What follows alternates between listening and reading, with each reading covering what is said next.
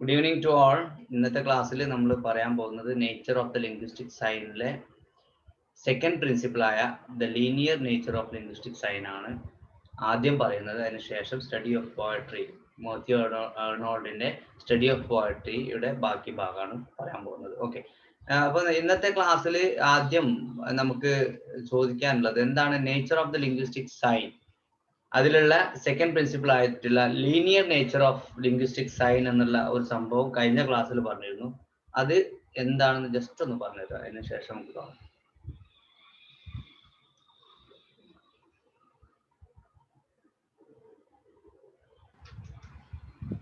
Hello sir. Yes, പറഞ്ഞു sir, ഇതിൽ main ആയിട്ട് ഓഡിറ്ററി സിഗ്നിഫയറും പിന്നെ വിഷ്വൽ സിഗ്നിഫയറും തമ്മിലുള്ള ഡിഫറൻസ് ആണ് പറയുന്നത്. ഓക്കെ, പിന്നെ ഓഡിറ്ററി സിഗ്നിഫയർ എന്ന് വെച്ചാൽ അത് it exist only within the dimension of time. നമ്മൾ പറയുന്നത് പ്രൊനൗൺസ് ചെയ്യുന്നത്, പക്ഷെ അതുപോലെയല്ല വിഷ്വൽ സിഗ്നിഫയർ. പിന്നെ നമ്മൾ എഴുതുന്നതും പ്രൊനൗൺസ് ചെയ്യുന്നതും തമ്മിൽ ഒരു ഗ്യാപ്പ് ഉണ്ടെന്നായിരുന്നു അന്ന് പറഞ്ഞിരുന്നു അല്ലേ. അപ്പൊ ചെറിയൊരു ക്ലാരിഫിക്കേഷനും കൂടി ഉണ്ട്. അപ്പം അതാണ് ആ പോയിന്റ്. ആ പോയിന്റിലേക്കാണ് നമ്മൾ വരുന്നത് കേട്ടോ. ആ പോയിന്റ് ആണ് നമ്മൾ മനസ്സിലാക്കേണ്ടത്.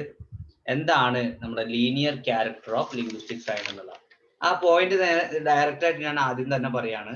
ഞാൻ ഇങ്ങനെ അതിലേക്ക് ഇങ്ങനെ വളച്ച് സംസാരിക്കുന്നില്ല. ഫസ്റ്റ് പറഞ്ഞത് ദ ലീനിയാരിറ്റി പ്രിൻസിപ്പിൾ ഈസ് സോഷ്യസ് statement that because linguistic signifiers are sounds. Linguistic signifier എന്ന് പറഞ്ഞിട്ടുണ്ടെങ്കിൽ സൗണ്ടുകളാണ്. സിഗ്നിഫയർ എന്ന് പറഞ്ഞാൽ സൗണ്ട് ആണല്ലോ അല്ലെ. അപ്പൊ ലിംഗ്വിസ്റ്റിക് സിഗ്നിഫയർ എന്നുള്ളത് സൗണ്ട് ആയതുകൊണ്ട്, പ്രത്യേകിച്ച് സ്പോക്കൺ വേർഡ്സ് ആയതുകൊണ്ട് they are intrinsically sequential. Okay, they are intrinsically sequential. Okay, sequential എന്ന് പറഞ്ഞാൽ ഒന്നിന് പിറകെ മറ്റൊന്ന് എന്നുള്ളതാണ്. ഒന്നിന് പിറകെ മറ്റൊന്ന്.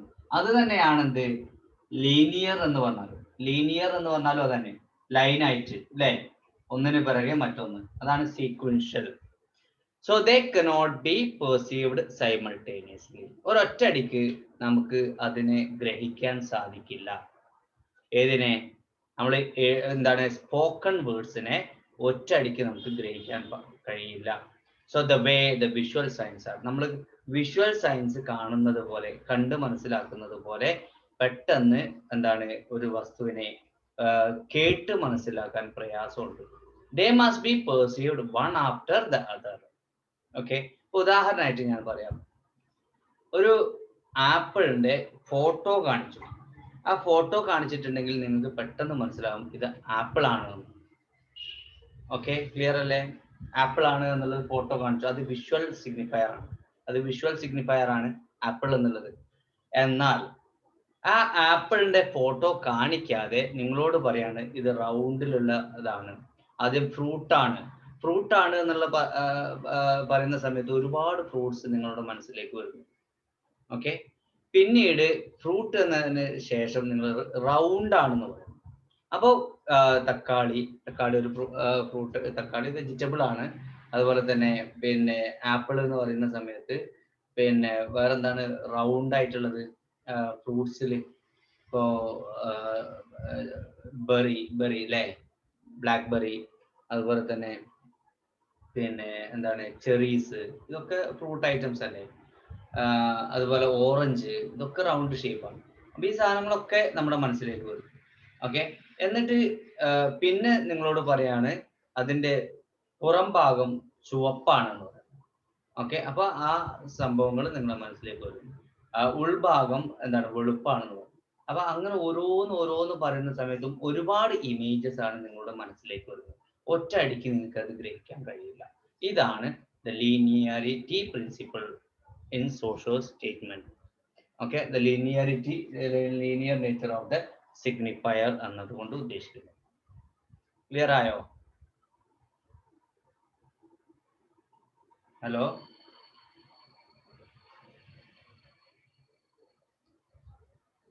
ഹലോ, ഇനി പറയണോ എന്താണ് സംഭവം എന്നുള്ളത്? ഓക്കെ, ഒന്നുകൂടി പറയാം. വിഷ്വൽ സിഗ്നിഫയറും there are 2 types of signifiers എന്ന് കഴിഞ്ഞ ക്ലാസ്സിൽ പറഞ്ഞതാണ്. ഒന്ന് വിഷ്വൽ സിഗ്നിഫയറും രണ്ടാമത്തത് ഓഡിറ്ററി സിഗ്നിഫയറും. വിഷ്വൽ സിഗ്നിഫയർ വളരെ എളുപ്പമാണ്. എന്താ വെച്ചാൽ അതിന്റെ ഫോട്ടോ കണ്ടാൽ തന്നെ നമുക്ക് മനസ്സിലാവും, ഒറ്റയടിക്ക് നമുക്ക് സൈമൾട്ടേനിയസ് ആയിട്ട് നമുക്ക് മനസ്സിലാവും. അത് നോക്കുന്ന സമയത്ത് തന്നെ നമുക്ക് എന്ത് മനസ്സിലാവും, അത് സംഭവം എന്താണ്. ഒരു ആനന്റെ ഫോട്ടോ എടുക്കാം. ആനന്റെ ഫോട്ടോ എടുത്തിട്ട് നിങ്ങളെ കാണിച്ചിട്ടുണ്ടെങ്കിൽ നിങ്ങൾക്ക് ഇത് ആനയാണെന്ന് പറയേണ്ട ആവശ്യമില്ല, നിങ്ങൾക്ക് മനസ്സിലാവും. You will understand that. Okay, അത് ഒരുപാട് സമയം എടുക്കുന്നുമില്ല, ടൈമിന്റെ പ്രശ്നം അവിടെ വരുന്നില്ല. ഓക്കെ, എന്നാൽ നിങ്ങളോട് ആനയുടെ ഫോട്ടോ കാണിക്കാതെ ഇതൊരു വലിയ ജീവിയാണ്, വലിയ ജീവിയാണ്, കറുപ്പാണ് നിറം, വലിയ ജീവി എന്ന് പറയുമ്പോൾ എത്ര വലിയ ജീവികളുണ്ട്. ഇത് തിമിംഗലം, അതുപോലെ ആന, ജിറാഫ്, പിന്നെ എന്താണ് വലിയ കാട്ടുപോത്തുകൾ. അപ്പൊ അങ്ങനെ ഒരുപാട് ജീവികൾ നിങ്ങളെ മനസ്സിലേക്ക് വരുന്നുണ്ട്, വലിയ ജീവി എന്ന് പറയുന്നത്. ഓക്കെ, പിന്നെ നിങ്ങളോട് പറയാണ് അത് കറുപ്പാണ് നിറം. അപ്പൊ കറുപ്പുള്ള കാട്ടുപോത്ത് കറുപ്പ് നിറമാണ്. അപ്പൊ ആ കറുപ്പ് നിറമുള്ള ഒരുപാട് ജീവികൾ നിങ്ങളെ മനസ്സിലേക്ക് വരുന്നുണ്ട്. ഓക്കെ, പിന്നെ നിങ്ങളോട് പറയാണ് ഇത് കരയിലെ ഏറ്റവും വലിയ ജീവിയാണ്. അപ്പൊ കരയിലെ ഏറ്റവും വലിയ ജീവി എന്ന് പറയുന്ന സമയത്ത് നിങ്ങളെ മനസ്സിലേക്ക് ഒറ്റൊന്നേ വരുന്നു, എന്താണത്, ആന. അപ്പൊ അങ്ങനെ ഒരുപാട് പിക്ചറുകളാണ് എന്താണ് പിന്നെ നിങ്ങളുടെ മനസ്സിലേക്ക് വരുന്നത് ഓഡിറ്ററി സിഗ്നിഫയറിൽ. അപ്പൊ ഈ ഓഡിറ്ററി സിഗ്നിഫയറിനാണ് അദ്ദേഹം കൂടുതൽ പ്രാധാന്യം കൊടുക്കുന്നത്. അപ്പൊ നമ്മൾ ഉപയോഗിക്കുന്ന, ഞാൻ ഈ ക്ലാസ് തുടങ്ങുന്ന സമയത്ത് തന്നെ പറഞ്ഞിരുന്നു, അതായത് structure of the linguistic sign, nature of the linguistic sign തുടങ്ങുന്ന സമയത്ത് ഞാൻ പറഞ്ഞിരുന്നു, സൈന്, സിഗ്നിഫയർ, സിഗ്നിഫൈഡ് എന്ന് പറഞ്ഞ സമയത്ത് സിഗ്നിഫയർ എന്ന് പറഞ്ഞാൽ എന്താണെന്ന് വെച്ചാൽ സൗണ്ട് ഇമേജ് ആണെന്ന് പറഞ്ഞു. സൗണ്ട് ഇമേജ്, പ്രത്യേകിച്ച് ശബ്ദമാണ്, അല്ലാതെ എഴുത്തല്ല അവിടെ ഉദ്ദേശിച്ചത്. പക്ഷെ പിന്നീട് ആണ് അദ്ദേഹം കാറ്റഗറൈസ് ചെയ്യുന്നത്, ഒന്ന് സൗണ്ട് ഇമേജ്, അതായത് ഓഡിറ്ററി സിഗ്നിഫയറും ഉണ്ട്, വിഷ്വൽ സിഗ്നിഫയറും ഉണ്ട്. 2 തരം സിഗ്നിഫയേഴ്സ് ഉണ്ട് എന്ന് പറഞ്ഞു. അപ്പൊ ഓഡിറ്ററി സിഗ്നിഫയർ ആണ് ഇവിടെ ഏറ്റവും കൂടുതൽ ചർച്ച ചെയ്യപ്പെടുന്നത്.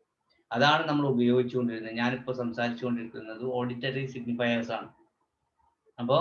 അപ്പൊ അതിനാണ് മാറ്റങ്ങൾ വരുന്നത്. ഓക്കെ, അതിന് മൾട്ടിപ്പിൾ മീനിങ്സ് ആണ് കൂടുതൽ വരുന്നത്, അല്ലാതെ എന്താണ് അതിന് ഒറ്റ മീനിങ് അല്ല വരുന്നത്. അപ്പൊ ഈ മൾട്ടിപ്പിൾ മീനിങ് കിട്ടുന്നത് എന്തുകൊണ്ടാണ്? അത് ഓഡിറ്ററി ആണ്, സൗണ്ട് മാത്രമാണ് നമ്മൾ കേൾക്കുന്നത്, അല്ലാതെ നമ്മൾ അത് പിന്നെ അതിന്റെ പിക്ചർ അല്ല, എന്താണ് വിഷ്വൽ സിഗ്നിഫയർ അല്ല എന്ന് അദ്ദേഹം പറയുന്നു. So they cannot be perceived simultaneously the way the visual signifiers are. നമ്മൾ കാണുന്ന, അതായത് വിഷ്വൽ സിഗ്നിഫയറിന്റെ അതേപോലെ ഗ്രഹിക്കാൻ ഒരിക്കലും ഈ ഓഡിറ്ററി സിഗ്നിഫയേഴ്സിന് കഴിയില്ല. So they must be perceived one after the other. ഇപ്പൊ ഞാൻ നിങ്ങളെ ആന എന്ന് പറയുന്ന സമയത്ത് ഒരുപാട് വാക്കുകൾ പറഞ്ഞിട്ടാണ് പിന്നീട് ആന എന്നുള്ള ആ ഒരു സിമ്പലിലേക്ക് വരുന്നത്. അപ്പൊ ആ ഓരോന്നും ഇങ്ങനെ ഗ്രഹിച്ചിട്ടാണ് നിങ്ങൾ മനസ്സിലാക്കുന്നത്. ഓക്കെ, ഏത് ആ വലുത് എന്നുള്ള ആ ഒരു പിക്ചർ നിങ്ങളെ മനസ്സിലേക്ക് വരുന്നു, കറുപ്പ് എന്നുള്ള പിക്ചർ നിങ്ങളെ മനസ്സിലേക്ക് വരുന്നു. ഓക്കെ, അതുപോലെ കര എന്നുള്ള പിക്ചർ നിങ്ങളെ മനസ്സിലേക്ക് വരുന്നു. അപ്പൊ അങ്ങനെ ഒരുപാട് പിക്ചറുകൾ നിങ്ങളുടെ മനസ്സിലേക്ക് ഇട്ടിട്ട്, അതാണ് ലീനിയർ നേച്ചർ എന്ന് പറയുന്നത്. ഒന്നിന് പിറകെ ഒന്നായിട്ട് ഇങ്ങനെ വന്നുകൊണ്ടേയിരിക്കും. അങ്ങനെയാണ് നിങ്ങൾ കാര്യങ്ങൾ ഗ്രഹിക്കുന്നത് എന്നാണ് നമ്മുടെ ഫെർഡിനാൻഡ് ഡി സോഷർ പറയുന്നത്. പിന്നെ വേറൊരു എക്സാമ്പിൾ ആയിട്ട് പറഞ്ഞാല്, അപ്പൊ അതുകൊണ്ടാണ് ഇവിടെ സീക്വൻഷ്യൽ എന്നുള്ള വേർഡ് ഉപയോഗിച്ചത്, ഇൻട്രിൻസിക്കലി സീക്വൻഷ്യൽ എന്നുള്ള വേർഡ് ഉപയോഗിച്ചത് കേട്ടോ. ഓക്കെ, പിന്നെ വേറൊരു എക്സാമ്പിൾ ആയിട്ട് അദ്ദേഹം പറയാം. ഒരു ഐ കിൽഡ് എ സ്നേക്ക് എന്ന് പറയുന്നത്. ഐ കിൽഡ് എ സ്നേക്ക് എന്ന് പറയുന്ന സമയത്ത് ഐ എന്നുള്ളത് സബ്ജക്റ്റ് ആണ്, പ്രവൃത്തി ചെയ്യുന്ന ആളാണ്. കിൽഡ് എന്നുള്ളത് വെർബിന്റെ രണ്ടാമത്തെ രൂപമാണ്. എ സ്നേക്ക് എന്നുള്ളത് ഒബ്ജക്റ്റ് ആണ്. അപ്പൊ ഞാൻ കൊന്നു ഒരു പാമ്പിനെ എന്നുള്ളതാണ്, അല്ലെ? അപ്പൊ ഇയാളുടെ ഇത് വായിക്കുന്ന ഒരാളെ സംബന്ധിച്ചിടത്തോളം, അതായത് ഇത് കേൾക്കുന്ന ഒരാളെ സംബന്ധിച്ചിടത്തോളം അയാളുടെ മനസ്സിലേക്ക് വരുന്നത് എന്താണ്? ഐ എന്ന് പറഞ്ഞാൽ ഞാൻ. അപ്പൊ അദ്ദേഹത്തിന്റെ മനസ്സിലേക്ക് ഒരു പിക്ചർ വന്നു, ഞാൻ എന്ന പിക്ചർ വന്നു. പിന്നെന്താണ്? ഒരു സ്നേക്ക് അല്ലെങ്കിൽ കിൽ എന്ന് പറഞ്ഞിട്ടുണ്ടെങ്കിൽ കൊല്ലുക എന്നാണ്. കിൽഡ് എന്ന് പറഞ്ഞാൽ കൊന്നു. അപ്പൊ കൊന്നു എന്നുള്ള ആ ഒരു പിക്ചർ അദ്ദേഹത്തിന് മനസ്സിലേക്ക് വന്നു. അപ്പൊ കൊല്ലുക എന്നുള്ളത് അറിയണം, പിന്നെ അത് കിൽഡ് ED ചേർത്ത സമയത്ത് കൊന്നു, പാസ്റ്റ് ടെൻസ് ആയി എന്നുള്ളതും അറിയണം. അപ്പൊ ഓരോ കാര്യങ്ങൾ അദ്ദേഹത്തിന്റെ പിക്ചർ വരികയാണ്. പിന്നെന്താണ് എ സ്നേക്ക്, എന്തിനെ, ഒരു പാമ്പിനെ, ഒരു പാമ്പ് എന്നുള്ള ഒരു പിക്ചർ അദ്ദേഹത്തിന്റെ മനസ്സിലേക്ക് വരും. അപ്പൊ അങ്ങനെ ഓരോ പിക്ചറുകൾ നിങ്ങളുടെ മനസ്സിലേക്ക് ഇങ്ങനെ വരുത്തുകയാണ് ഈ ഓഡിറ്ററി സിഗ്നിഫയേഴ്സ് ചെയ്യുന്നത് എന്ന് അദ്ദേഹം പറയുന്നത്. ഈ ഒരു കാര്യത്തെയാണ് അദ്ദേഹം എന്താ പറയുന്നത്, ലീനിയാരിറ്റി അല്ലെങ്കിൽ linear nature of linguistic signifiers എന്ന് പറയും. ഓക്കെ ആണോ? മനസ്സിലായോ കാര്യങ്ങള് പറഞ്ഞു? ഓക്കെ ആണോ? ഓക്കെ. ഞാൻ ബുക്ക് റെഫർ ചെയ്ത പുസ്തകം എന്ന് പറഞ്ഞാൽ ഞാൻ ഒരുപാട് പുസ്തകം അതിനു വേണ്ടി നോക്കി. ഞാൻ കാണിച്ചു തരാം ഒറ്റ.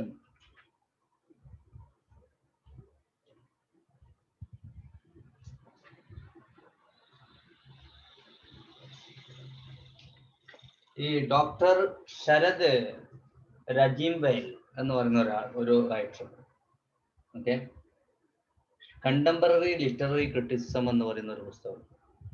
അതില് ആണ് ഈ കാര്യം പറയുന്നത്. ഞാൻ ഇതിന്റെ PDF ആക്കിയിട്ട് ഞാൻ അയച്ചു തരട്ടെ, ഇതിന്റെ നോട്ട്സ്. ഇതില് ഇപ്പൊ nature of the linguistic sign ഉണ്ട്, അതുപോലെ പിന്നെ ഫോം, കണ്ടന്റ്, പിന്നെ കുറച്ച് കാര്യങ്ങളൊക്കെ feminist criticism in the wilderness towards a feminist poetics, ഈ കാര്യങ്ങളൊക്കെ അതിലുണ്ട്.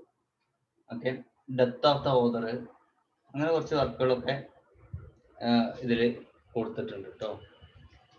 ഓക്കെ, അപ്പോൾ അതിൽ നിന്നാണ് ഇപ്പോൾ ഒരു വ്യക്തമായിട്ടുള്ള ഒരു പിക്ചർ നമ്മുടെ മനസ്സിലേക്ക് ഇത് കിട്ടിയത്. ഇത് ഈ ലിനിയാരിറ്റി ഇപ്പോൾ വേറെ ഒരു പുസ്തകത്തിലും ഈ ലിനിയാരിറ്റിയെ കുറിച്ച് അങ്ങനെ എക്സ്പ്ലെയിൻ ചെയ്തില്ല. ഓക്കെ, മറ്റുള്ളതൊക്കെ arbitrary nature of the linguistic sign and signifier and signified എന്നുള്ള കാര്യങ്ങളൊക്കെ വ്യക്തമായിട്ട് എല്ലാ ബുക്കിലും പറയുന്നുണ്ട്. പക്ഷെ ഈ ഒരു കാര്യത്തെ കുറിച്ച് ഈ ഒരു പുസ്തകത്തിൽ നിന്നാണ് കൂടുതലായിട്ട് നമുക്ക് കിട്ടുന്നത്. Okay, yes. പിന്നെ ഇനി കുറച്ച് കാര്യങ്ങൾ, ഇതാണ് മെയിൻ ഐഡിയ, ഞാൻ ഇപ്പൊ പറഞ്ഞതാണ് മെയിൻ ഐഡിയ. ഇനി കുറച്ച് കാര്യങ്ങൾ അതിലേക്ക് ആഡ് ചെയ്യാനാണുള്ളത്. The arbitrariness of the sign is traditional one. ഒരു സൈൻ എന്നുള്ളത് എന്താ, നമ്മൾ പഠിച്ചതാണ് ഓൾറെഡി. സൈൻ എന്ന് പറഞ്ഞിട്ടുണ്ടെങ്കിൽ എന്താണ്, സിഗ്നിഫയർ പ്ലസ് സിഗ്നിഫൈഡ് ആണ് എന്നുള്ളത് നമ്മൾ പഠിച്ചു. ഓക്കെ, അപ്പോ ഈ സിഗ്നിഫയറും സിഗ്നിഫൈഡും തമ്മിലുള്ള റിലേഷൻ എന്താണെന്ന് ചോദിച്ചിട്ടുണ്ടെങ്കിൽ നമുക്കറിയാം ആർബിട്രറിനെസ് ആണ്, അല്ലെങ്കിൽ ആർബിട്രറി ആണ്.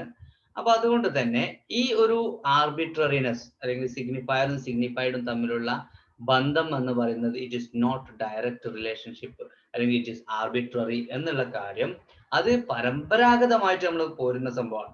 So there is nothing that would convincingly establish the motivation for the phonetic constitution of a sign. ഇപ്പൊ ഇത് എന്തുകൊണ്ടാണ് ഒരു പേര് ഇങ്ങനെ ഈ ഒരു പേരുണ്ടായത് എന്നുള്ളത് ചോദിച്ചിട്ടുണ്ടെങ്കിൽ അതിന് വ്യക്തമായിട്ടുള്ള ഒരു എക്സ്പ്ലനേഷൻ കൊടുക്കാൻ നമുക്ക് സാധിക്കില്ല എന്നുള്ളതാണ്. അപ്പൊ ഒരു പ്രത്യേക കാറ്റഗറിയുടെ അടിസ്ഥാനത്തിലല്ല ഇങ്ങനെ പേരുകൾ കൊടുത്തിരിക്കുന്നത് എന്നാണ് ഈ പുസ്തകത്തിൽ തന്നെ പറഞ്ഞതാട്ടോ അത്. ഓക്കെ, ഞാൻ നേരത്തെ കാണിച്ചു തന്നെ. ഇനി ലീനിയാരിറ്റി പ്രിൻസിപ്പിളിന്റെ അഭിപ്രായത്തില് the significant can be segmented in two parts succeeding each other in time. നേരത്തെ പറഞ്ഞത് തന്നെയാണ്. അപ്പൊ ഓരോ സമയത്തിന്റെ അടിസ്ഥാനത്തിൽ ഈ സിഗ്നിഫിക്കന്റ്, അതായത് മീനിങ് അല്ലെങ്കിൽ കോൺസെപ്റ്റ്, ഈ കോൺസെപ്റ്റിനെ നമ്മൾ പലതാക്കി വിഭജിച്ചിരിക്കുകയാണ്. ഓക്കെ, പലതായിട്ട് വിഭജിച്ചിരിക്കുകയാണ്. അതായത് ഞാൻ പറഞ്ഞു ആന എന്നുള്ളതിനെ നമ്മളിപ്പോ വലുത് എന്ന് പറഞ്ഞു, കറുപ്പ് എന്ന് പറഞ്ഞു, അതുപോലെ തന്നെ തുമ്പിക്കൈ എന്ന് പറഞ്ഞു. അപ്പൊ അങ്ങനെയുള്ള സംഭവങ്ങളൊക്കെ വരുന്ന സമയത്ത് നമുക്ക് ആ കോൺസെപ്റ്റ് ക്രിയേറ്റ് ചെയ്യപ്പെടാം. അപ്പൊ അതുകൊണ്ടാണ് സെഗ്മെന്റ് ആക്കി അല്ലെങ്കിൽ പാർട്ടാക്കിയിട്ട് മാറ്റി എന്ന് പറഞ്ഞത്. ഓക്കെ, അതുപോലെ തന്നെ നമുക്ക് അറിയുന്നതാണ് ലാംഗ്. ലാംഗ് എന്ന് പറഞ്ഞാൽ എന്താ? ലാംഗ്, ഫെർഡിനാൻഡ് ഡി സോഷറിന്റെ അഭിപ്രായത്തിൽ ലാംഗ് എന്ന് പറഞ്ഞാൽ എന്താ?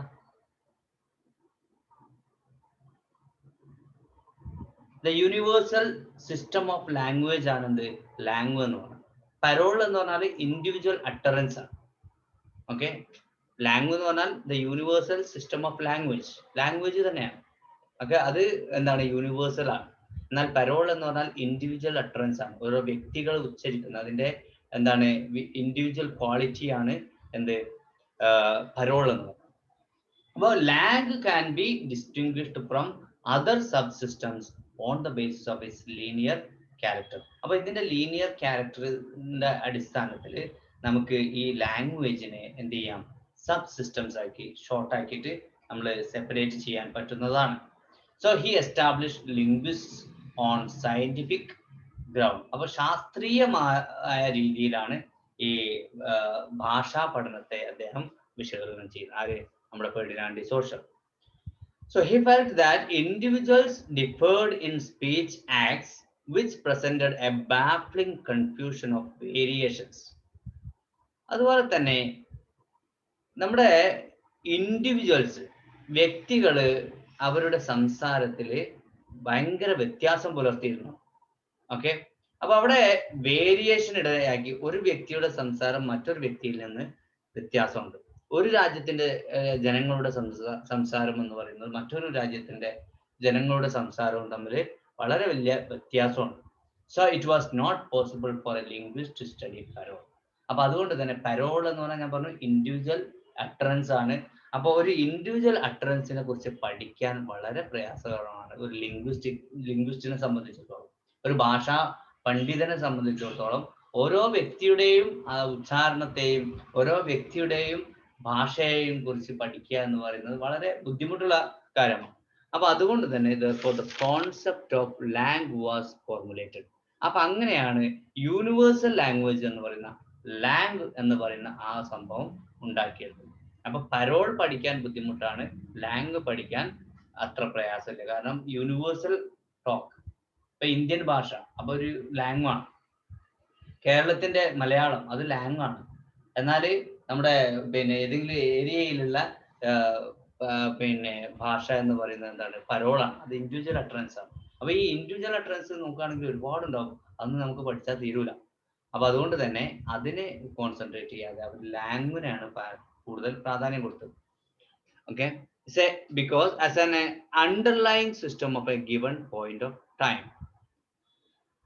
അപ്പോ ലാംഗ്വേജില് ഏറ്റവും പ്രധാനപ്പെട്ട സംഭവം എന്തായിരിക്കും? ഞാൻ നിങ്ങളോട് ചോദ്യമായിട്ട് ചോദിക്കുകയാണ്, എന്തായിരിക്കും ലാംഗ്വേജിൽ ഏറ്റവും പ്രധാനപ്പെട്ട സംഭവം? ലാംഗ്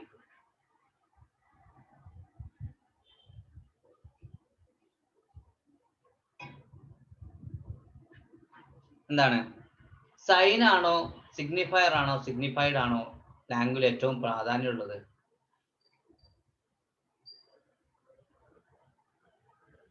ആരെങ്കിലും പറയൂ. സിഗ്നിഫൈഡ് ആണോ? സിഗ്നിഫൈഡ് അല്ല, സൈൻ ആണ്. കാരണം ആ സിഗ്നിഫൈഡും ഉൾപ്പെട്ടല്ലോ ഏതില്? സൈനില്. സൈൻ എന്ന് പറയുമ്പോൾ സിഗ്നിഫയറും സിഗ്നിഫൈഡും ഉണ്ടല്ലോ. ഓക്കെ, അപ്പൊ അതുകൊണ്ട് തന്നെ ലാംഗ്വേജില് ഏറ്റവും പ്രാധാന്യമുള്ളത് സൈൻ ആണ്. അതുകൊണ്ട് തന്നെ sign is the central to langue എന്ന് പറയാം. So language is considered as a system of signs.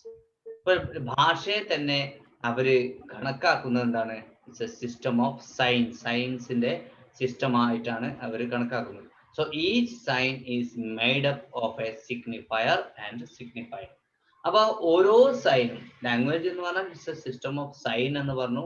അപ്പൊ ഓരോ സൈനും ഉണ്ടാക്കിയിരിക്കുന്നത് അതിൽ സിഗ്നിഫയറും സിഗ്നിഫൈഡും കൂട്ടിച്ചേർത്തിട്ടാണ്. എന്ന് പറഞ്ഞാൽ there are signifier and signified in the sign. വെറും സിഗ്നിഫയർ മാത്രമല്ല സൈൻ എന്ന് പറഞ്ഞാൽ നമ്മളിപ്പോ മോഡേൺ ആയിട്ടുള്ള ആളുകൾ ചിന്തിച്ചിരിക്കുന്നത് പോലെ വെറും സിഗ്നിഫയർ മാത്രമല്ല സൈൻ എന്ന് പറഞ്ഞാൽ, സിഗ്നിഫയറും സിഗ്നിഫൈഡും ചേർന്നതാണ് സൈൻ എന്ന് പറയുന്നത്. ഇപ്പൊ ഉദാഹരണമായിട്ട് നിങ്ങൾ പറയാനുള്ളത് CAT, കാറ്റ് എന്ന് പറയും. ഈ കാറ്റ് എന്നുള്ളത് എന്താണ്? സിഗ്നിഫയർ ആണ്. കാറ്റ് എന്നുള്ളത് സിഗ്നിഫയർ ആണ്. എന്നാൽ കാറ്റ് എന്നുള്ളതിന്റെ സിഗ്നിഫൈഡ് എന്താണ്? ആ ഒരു ജീവിയാണ്. ആ ജീവിയാണ് സിഗ്നിഫൈഡ് എന്ന് പറഞ്ഞാല്. സോ ഇതിന്റെ കോൺസെപ്റ്റ് ആണ് സിഗ്നിഫൈഡ് എന്ന് പറഞ്ഞാൽ, സോറി ഇതിന്റെ കോൺസെപ്റ്റ് ആണ് സിഗ്നിഫൈഡ് എന്ന് പറഞ്ഞാൽ, അതായത് ആ ജീവി എന്ന് പറഞ്ഞാൽ ഇതിന്റെ കോൺസെപ്റ്റ് ആണ്. പിന്നെ അദ്ദേഹം ഒരു കാര്യം കൂടി, പിന്നെ കുറച്ചുകൂടി കഴിഞ്ഞ ഒരു കാര്യം പറയട്ടോ. ഓക്കെ, അത് ഇമ്പോർട്ടന്റ് ആണ്, ആ സമയത്ത് പറയാൻ നല്ലത്. സോ ഇവിടെ ഈ കാറ്റ് എന്നുള്ള സിഗ്നിഫയറും അതിന്റെ കോൺസെപ്റ്റ് ആയിട്ടുള്ള സിഗ്നിഫൈഡും തമ്മിലുള്ള ബന്ധം എന്ന് പറയുന്നത് നമ്മൾ ഓൾറെഡി പഠിച്ചതാണ്. എന്താണ്? ആർബിട്രറി ആണ്. ആർബിട്രറി എന്ന് പറഞ്ഞാൽ there is no direct relation between cat, the signifier, and കാറ്റ്, ഒറിജിനൽ കാറ്റ്, ഇതും തമ്മിൽ ഒരു ബന്ധവും ഇല്ല എന്നുള്ളതാണ് അദ്ദേഹം ഇതുവരെ പ്രസ്താവിച്ചു കൊണ്ടുവരുന്നത് അല്ലേ. So also the arbitrariness in the way different languages cope with the phenomenal world. ഇപ്പോൾ ഓരോ ഞാൻ കഴിഞ്ഞ ക്ലാസ്സിലൊക്കെ പറഞ്ഞതാണ്, ജസ്റ്റ് ഒരു റിവിഷൻ ആയിട്ട് കൂട്ടിയാൽ മതി. അതായത് നമ്മളിപ്പം ഒരു ഭാഷയിൽ ഒരു വസ്തുവിന്, ഇപ്പം കാറ്റ് തന്നെ എടുക്കുക, ഈ കാറ്റിന് നമ്മളിപ്പം പിന്നെ ഹിന്ദിയിൽ പറയുന്ന സമയത്ത് എന്താണ് അതിന് എന്താ പറയാ, ഹിന്ദിയിൽ പൂച്ചക്ക് എന്താ പറയാ, ബില്ലിയോ, ബില്ലിയാണ്, ആ ബില്ലി അല്ലേ. അതുപോലെ തന്നെ പിന്നെ മലയാളത്തിൽ പൂച്ച എന്ന് പറയുന്നത്, അതുപോലെ മറ്റു ഭാഷയിൽ പിന്നെ അറബിയിൽ എന്താ പറയാ, കിത്തുനോ, കിത്തുന ആണോ അറിയില്ല. ഓക്കെ, ഏതായാലും അപ്പൊ പല ഭാഷയിൽ എടുക്കുകയാണെങ്കിൽ പല പേരുകളിലാണ് അറിയപ്പെടുന്നത്. അപ്പൊ ഇവർ ചോദിക്കുന്നത്, ഇദ്ദേഹത്തിന് ചോദ്യം ഇതാണ്, ഈ വാക്കും, അതായത് ഈ കാറ്റ് എന്നുള്ള വാക്കും ആ ജീവിയും തമ്മിൽ എന്തെങ്കിലും ബന്ധം ഉണ്ടെങ്കിൽ എല്ലാ ഭാഷയിലും ഈ ഒരു വാക്ക് തന്നെയല്ലേ ഉപയോഗിക്കേണ്ടത് എന്നുള്ളത് ചോദിക്കുകയാണ്. അത് ഞാൻ കഴിഞ്ഞ ക്ലാസ്സിൽ പറഞ്ഞതാണ്. Okay, so we mean the way we divide sensual phenomena into different segments. അപ്പൊ അതുകൊണ്ട് തന്നെ ഇദ്ദേഹം പറയുന്നുണ്ട്, അതായത് നമ്മളിപ്പം സെൻസ്, നമ്മൾ അതിനെ ഗ്രഹിക്കുന്നത് പല സെഗ്മെന്റുകളാക്കിയിട്ടാണ്. അതായത് ആ എഴുത്ത് ഇപ്പൊ മലയാളത്തിൽ പൂച്ച എന്നുള്ള എഴുത്താണ്, അറബിയിൽ ഇംഗ്ലീഷിൽ കാറ്റ് എന്നുള്ള എഴുത്താണ്. അപ്പൊ ആ എഴുത്ത്, ആ ഒരു ഒരേ കോൺസെപ്റ്റിന് പല സിഗ്നിഫയേഴ്സ് ആണ് ഉപയോഗിച്ചുകൊണ്ടിരിക്കുന്നത്.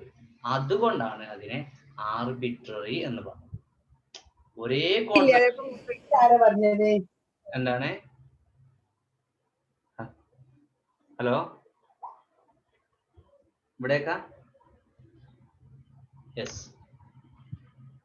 ഓക്കെ. ഒരേ കോൺസെപ്റ്റിനെ എന്താണ് പല പേരുകളിൽ വിളിക്കുന്നു. അപ്പൊ അതുകൊണ്ടാണ് നമ്മുടെ ഫെർഡിനാൻഡ് ഡി സോഷർ പറഞ്ഞത് എന്താണ്, ഈ വാക്കുകൾ, അതായത് സിഗ്നിഫയറും സിഗ്നിഫൈഡ്, അതിന്റെ ആ കോൺസെപ്റ്റ് അല്ലെങ്കിൽ മീനിങ്ങും തമ്മിൽ ഒരു ബന്ധവുമില്ല. No direct relation between signifier and signified. പിന്നെ അതിന്റെ എക്സെപ്ഷണൽ കേസൊക്കെ ഓണാമറ്റോപ്പിയ, അതുപോലെ ഇന്റർജെക്ഷൻസ് ഒക്കെ കഴിഞ്ഞ ക്ലാസ്സിൽ പറഞ്ഞതായതുകൊണ്ട് ഞാൻ പിന്നെ പറയുന്നില്ല. ഓക്കെ, അതുപോലെ തന്നെ the world presents itself to us not neatly divided into categories. It is through language that we do this. അപ്പൊ നിങ്ങൾ ആലോചിച്ചിട്ടുണ്ടോ, നിങ്ങളിപ്പോ ഇവിടെ നിൽക്കുന്ന സമയത്ത് ഈ ലോകത്ത് എന്തൊക്കെ സംഭവിക്കുന്നുണ്ടെന്ന് നിങ്ങൾ ആലോചിച്ചിട്ടുണ്ടോ? ഒരുപാട് സംഭവങ്ങൾ ഇതേ സമയം നടന്നുകൊണ്ടിരിക്കുന്നുണ്ട്. ആ കാര്യങ്ങളൊക്കെ കാണാൻ നമുക്ക് കഴിയോ? ഇല്ല. എല്ലാ കാര്യങ്ങളും ഇനിയിപ്പോ ടി വിയിലൂടെ പോലും നമുക്ക് ഒരേ സമയത്ത് പല രാജ്യത്തും പല സ്ഥലങ്ങളിലും നടക്കുന്ന സംഭവങ്ങൾ ഒരേ സമയത്ത് നമുക്ക് കാണാൻ കഴിയില്ല. അപ്പൊ അതുകൊണ്ട് തന്നെ ഇതൊക്കെ നമുക്ക് അറിയുന്നത് എങ്ങനെയാണ്? ഭാഷയിലൂടെ മാത്രമാണ്. അപ്പൊ ഭാഷ എന്ന് പറയുന്നത്, ലാംഗ്വേജ് എന്ന് പറയുന്നത് വളരെ പ്രാധാന്യമുള്ളതാണ്. ഓക്കെ, വെറും വിഷ്വൽ സയൻസ് മാത്രമല്ല, നമ്മുടെ ഈ സംസാര ഭാഷ എന്ന് പറയുന്നത് ഭയങ്കര പ്രാധാന്യമുള്ളതാണ്. So we name things that we perceive. നമ്മൾ കാണുന്ന, നമുക്ക് ഗ്രഹിക്കുന്ന വസ്തുക്കളെ പേരെടുത്ത് വിളിക്കേണ്ടത് നമ്മുടെ ആവശ്യമാണ്. Okay, and need to classify according to our views. Okay, അപ്പൊ അതുകൊണ്ട് തന്നെ നമ്മുടെ കാഴ്ചക്കനുസരിച്ച് നമ്മൾ ഓരോ വസ്തുവിനെയും വേർതിരിക്കേണ്ടത് നമ്മുടെ അത്യാവശ്യമാണ്. അപ്പൊ അതുകൊണ്ട് ഫെർഡിനാൻഡ് ഡി സോഷർ പറയാണ്, ഈ words stood for pre-existing entities, that is signifieds, they would all have exact equivalence in meaning from one language to another, but that is not true.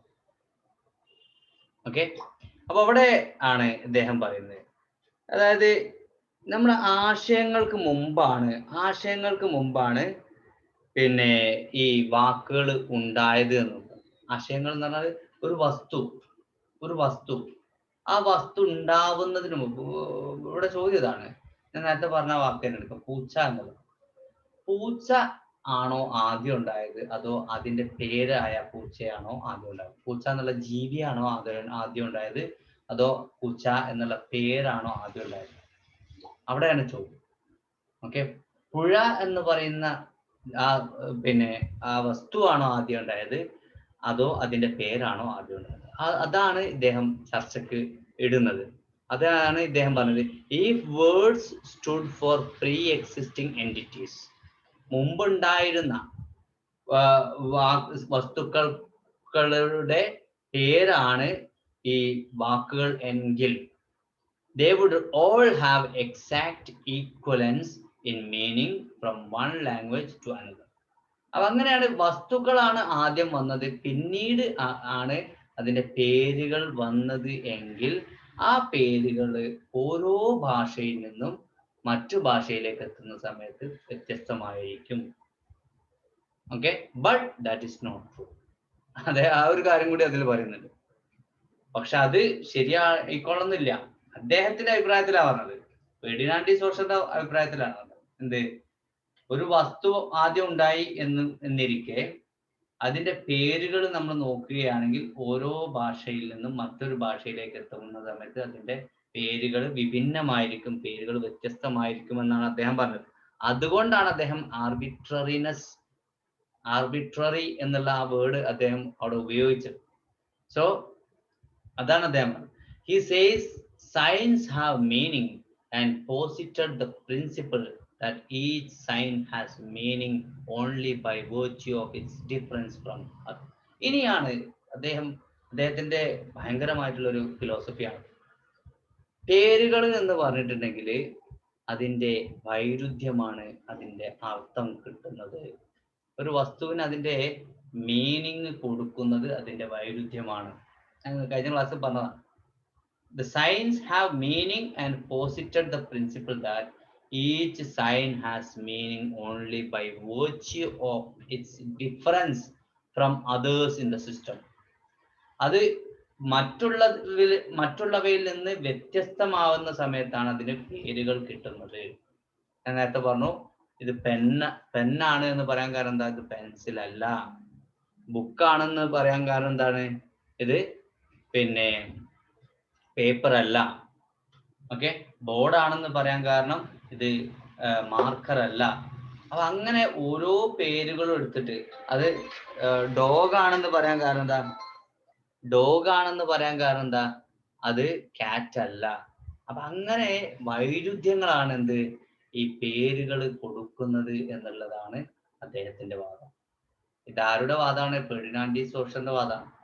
Okay, അപ്പൊ ഈ വൈരുദ്ധ്യങ്ങളാണ് ഓരോ വസ്തുവിനും അതിന്റെ പേരുകൾ, നാമം കൊടുക്കുന്നത് എന്ന് പറയാം.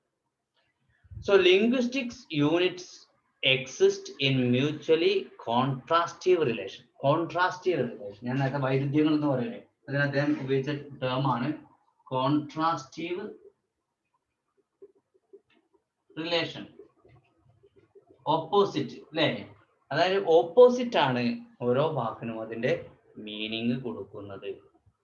ഓക്കെ, വാക്കുകളുടെ കോൺട്രാസ്റ്റീവ് റിലേഷൻ ആണ് ഓരോ വാക്കുകൾക്കും മീനിങ് കൊടുക്കുന്നത് എന്ന് അദ്ദേഹം പറയാം.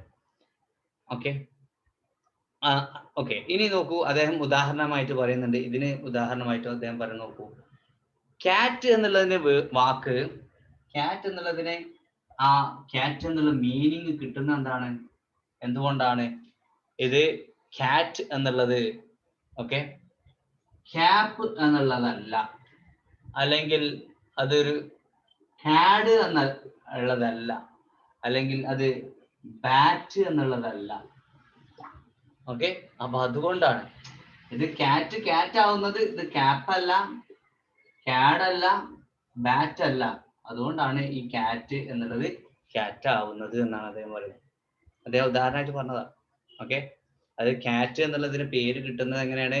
അത് ക്യാപ്പ് അല്ല, ക്യാഡ് അല്ല, ബാറ്റ് അല്ല. അപ്പൊ അതുകൊണ്ട് അങ്ങനെ വൈരുദ്ധ്യങ്ങൾ, കോൺട്രാസ്റ്റീവ് ആയിട്ടുള്ള കാര്യങ്ങളാണ് ഒരു പേരിന് ഇത് കൊടുക്കുക.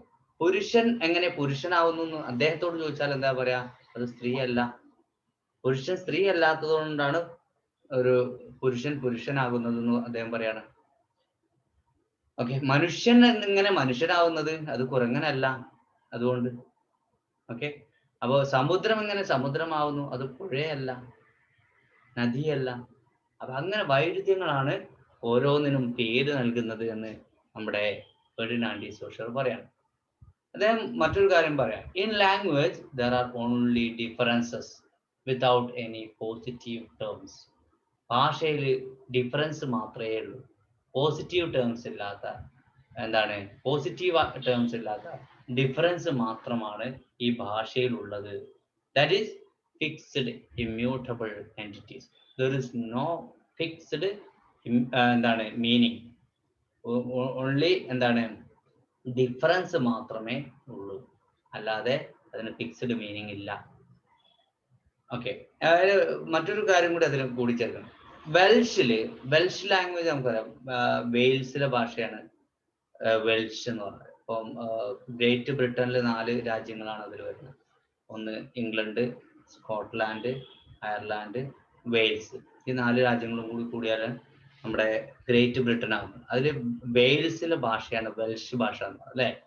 അങ്ങനെ വെൽഷില് there is nothing called green. Green എന്നുള്ള വാക്കില് ഗ്രീൻ,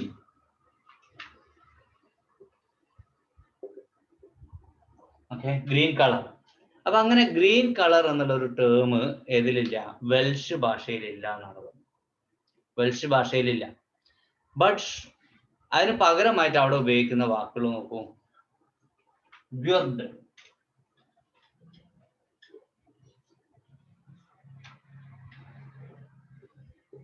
ഗ്വർഡ്,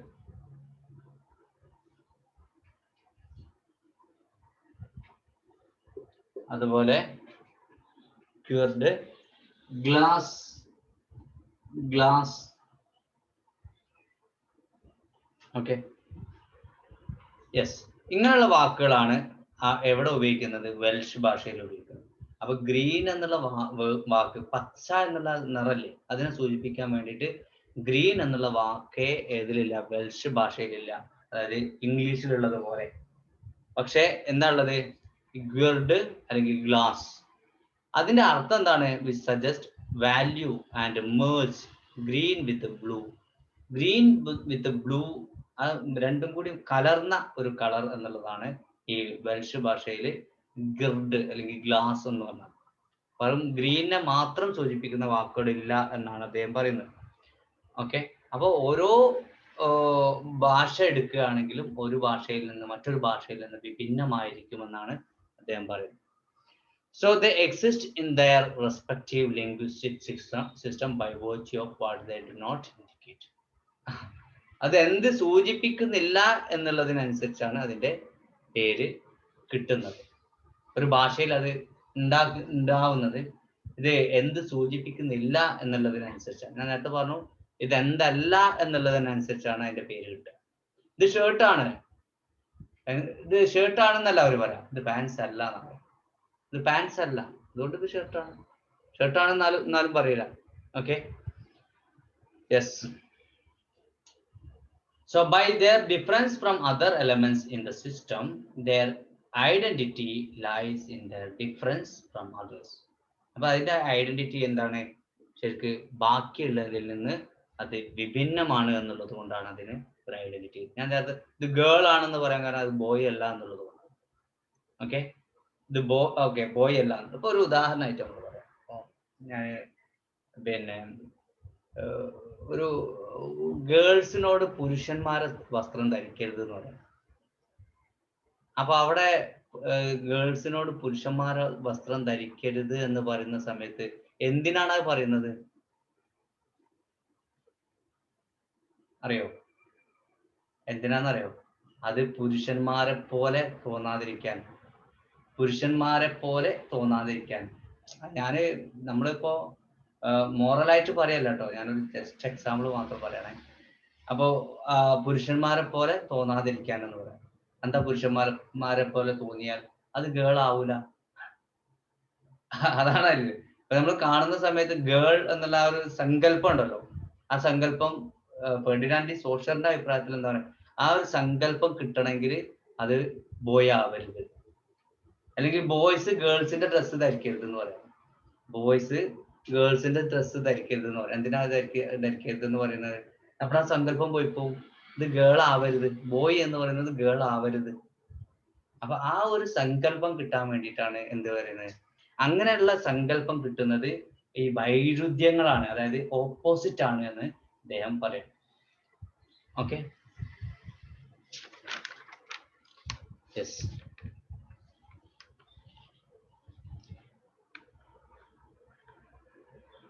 ഇപ്പൊ ഈ ഒരു പ്രിൻസിപ്പിൾ നമ്മളിപ്പോ ഇതുവരെ പറഞ്ഞ ആ പ്രിൻസിപ്പിൾ ഇല്ലേ, ഓക്കെ, ലീനിയാരിറ്റി, അതുപോലെ തന്നെ കോൺട്രാസ്റ്റീവ്.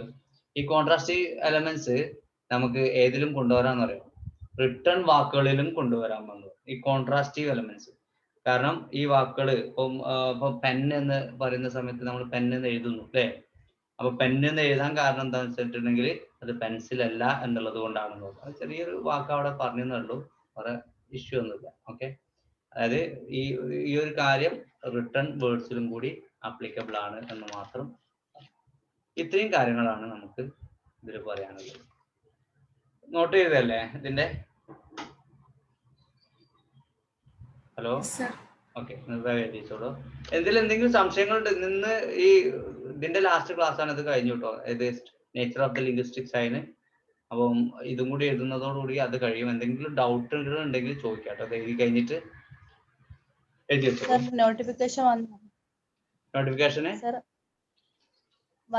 നോട്ടിഫിക്കേഷൻ വരാറായോ? വരാറായിട്ടുണ്ട്, പക്ഷെ വന്നിട്ടില്ല.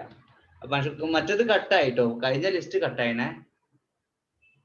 അപ്പം എത്രയും വേഗം വരേണ്ടതാണ് ഒരു ലിസ്റ്റ്. ഇനിയിപ്പം ഇനിയുള്ള പോസ്റ്റുകൾ മൊത്തം ഇനി അടുത്ത ലിസ്റ്റിലേക്കുള്ള, അതായത് ഇനി വരാനുള്ള ലിസ്റ്റിലേക്കുള്ള, ഇനി ഈ ഇന്നലെയാണ് കട്ടായത് വെച്ചാല് ഇന്നലെ മുതൽ ഉള്ള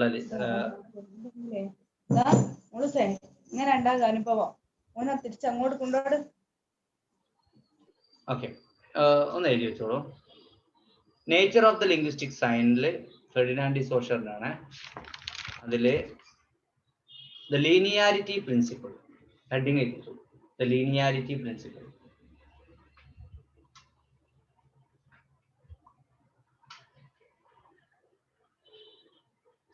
The linearity principle is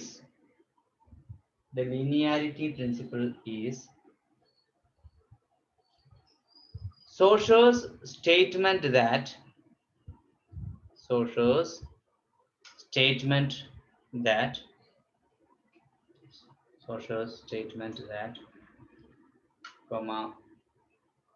because linguistic signifiers are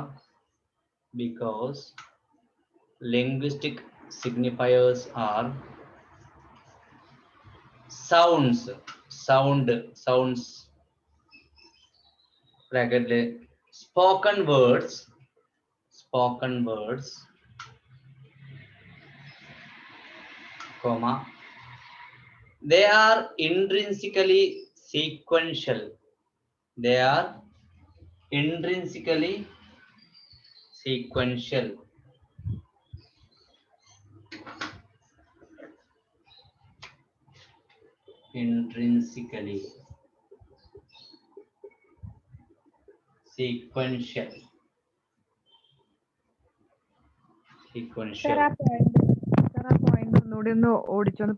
Oh, the linearity principle is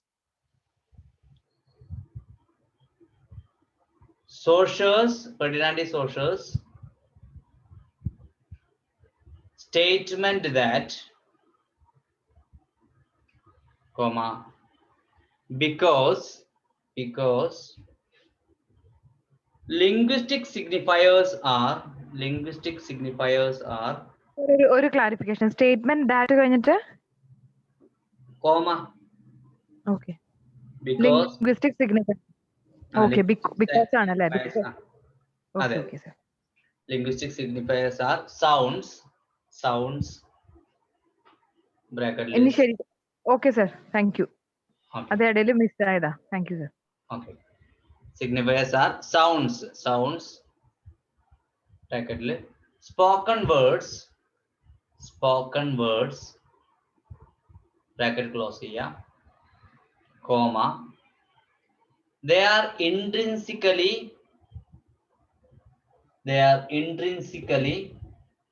sequential bracket linear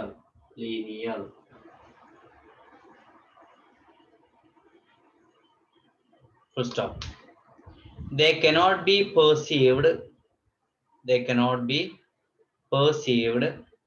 simultaneously. നമ്മൾ കേൾക്കുന്ന ആ സമയത്ത് തന്നെ ചിലപ്പോൾ പെട്ടെന്ന് മനസ്സിലായിക്കോളന്നില്ല. അത് നമ്മളിങ്ങനെ മനസ്സിലാക്കാനുള്ള സമയം എടുക്കുന്നുണ്ട്. Comma the way the visual signs are, the visual signs signs signs are, അതായത് നമ്മൾ കാണുന്നതില്ലേ, കാണുന്നത് പോലെയല്ല, colon they must be perceived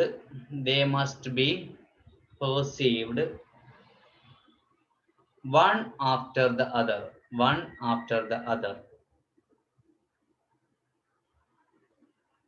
comma,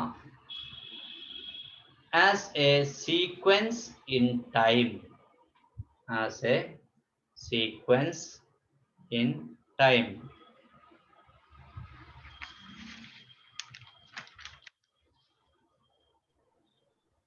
അടുത്ത പോയിന്റ്.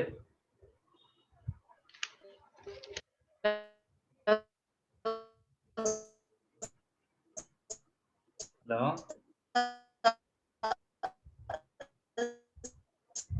കേൾക്കുന്നില്ലല്ലോ, കേൾക്കുന്നില്ല, ക്ലിയർ ഇല്ല.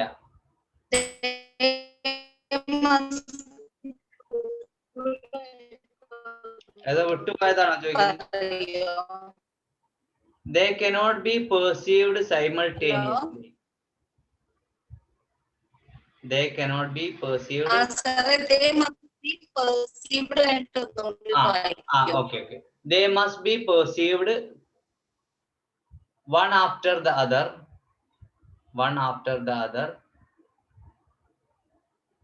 comma, as a sequence in time.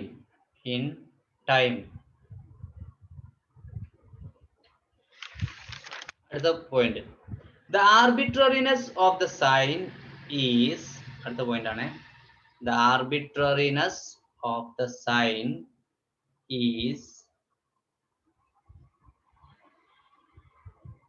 the traditional one,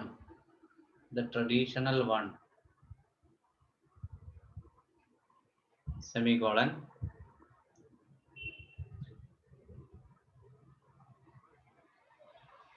there is nothing that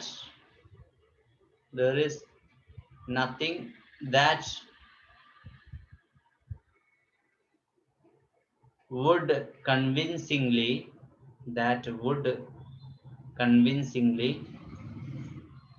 establish Sir, എന്താണ് ആ word? Convincingly.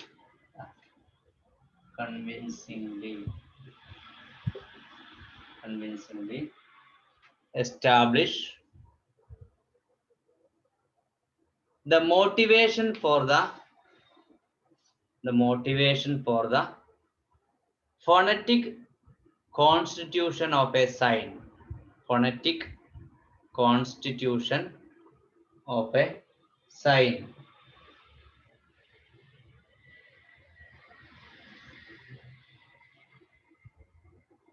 Sir, phonetic കഴിഞ്ഞിട്ട് constitution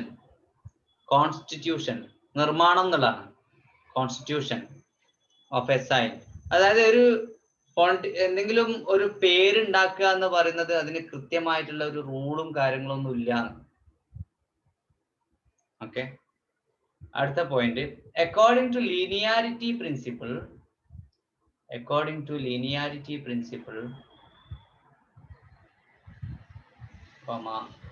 the significant can be, significant എന്ന് പറഞ്ഞാൽ concept തന്നെയാണ്, സിഗ്നിഫൈഡ് തന്നെയാണ് കേട്ടോ. സിഗ്നിഫിക്കന്റ് എന്ന് പറഞ്ഞാൽ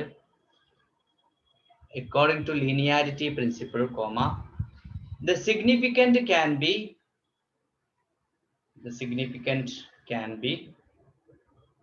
segmented into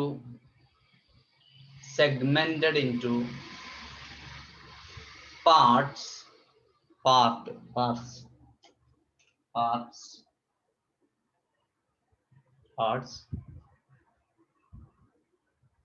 succeeding each other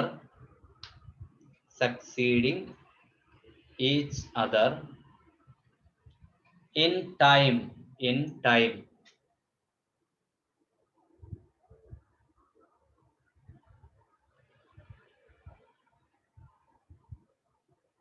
Another point. According to him, this is the chain of speech. This is the chain of speech എന്ന് പറയാം. ഒരു വാക്കിൽ നിന്ന് മറ്റൊരു വാക്കിലേക്ക് chain of speech. This is the chain of speech. Sir. Yes. Sir, നേരത്തെ significant എന്ന് പറഞ്ഞത് signifier അല്ലേ? അല്ല, significant എന്ന് പറഞ്ഞിട്ടുണ്ടെങ്കിൽ പിന്നെ സിഗ്നിഫൈഡ് അല്ലേ, മീനിങ് ആണ്.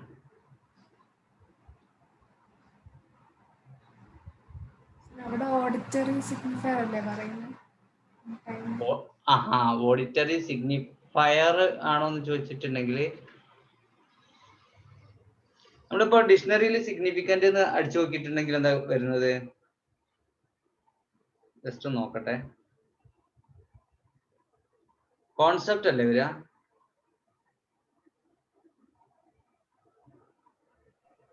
സാറ് നോട്ട് ചെയ്തപ്പോ സിഗ്നിഫയറിന് പകരമായിട്ട് യൂസ് ചെയ്യുന്ന വേർഡാണെന്ന് പറഞ്ഞിട്ട്. സോറി അത് തന്നെയാണ് കേട്ടോ, കറക്റ്റ് ആണ്, നിങ്ങൾ പറഞ്ഞാണ് ശരി കേട്ടോ.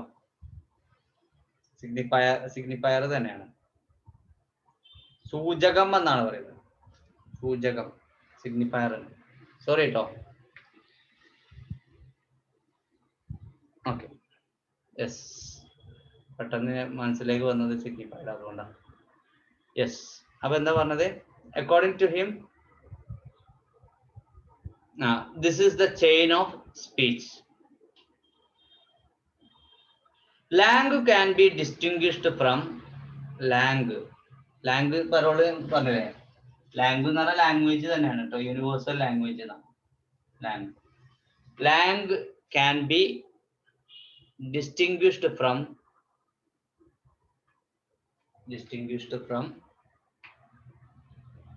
other subsystems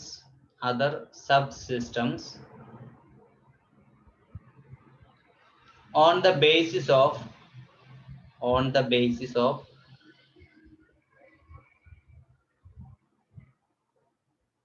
its its linear character.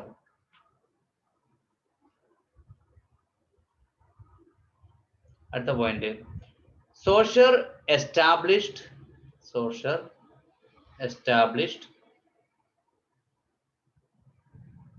linguistics on scientific ground.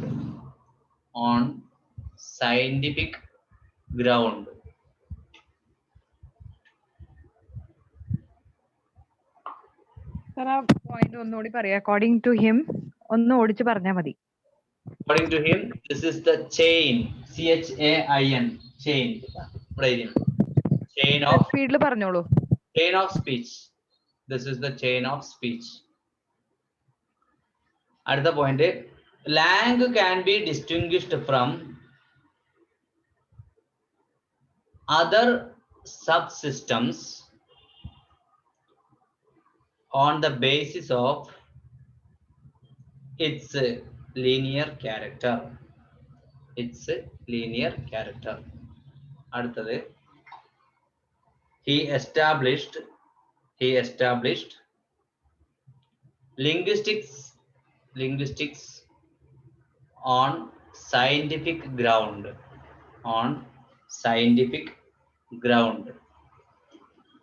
അടുത്ത point, he felt that individuals differed in speech acts.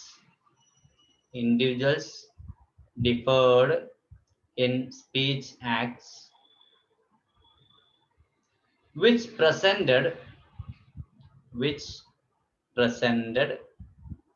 a baffling confusion of variations അതായത് ഓരോ വ്യക്തികളുടെ സംസാരത്തിലും സംഭാഷണത്തിലും ലാംഗ്വേജിലും വ്യത്യാസം ഉണ്ട് എന്നാണ്. സോ ഇൻഡിവിജ്വൽസ് അതാണ് പരോൾ എന്ന് പറയുന്നത്. ലാംഗ്വേജ് എന്ന് പറഞ്ഞാൽ യൂണിവേഴ്സൽ ലാംഗ്വേജ് ആണ്. പരോൾ എന്ന് പറഞ്ഞാൽ ഇൻഡിവിജ്വൽ അട്രൻസ് ആണ്. അപ്പോൾ ഓരോ ഇൻഡിവിജ്വലിന്റെയും സംസാരത്തിൽ വ്യത്യാസം ഉണ്ടാവും. അത് പഠിക്കാൻ കഴിയില്ല.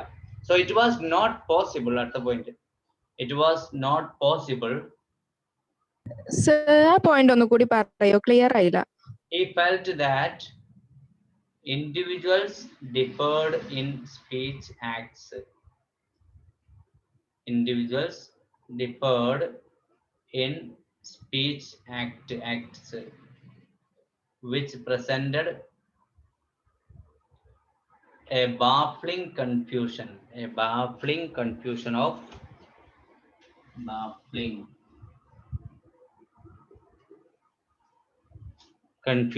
of variations. അടുത്ത point, it was not possible for a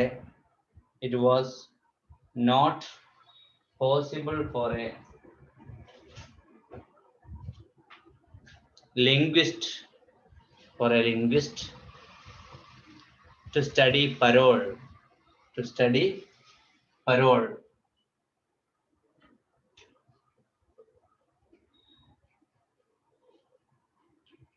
parole എന്താണെന്ന് അറിയില്ലേ? ഇൻഡിവിജ്വൽ അട്രൻസ് ആണ് കേട്ടോ. Study parole.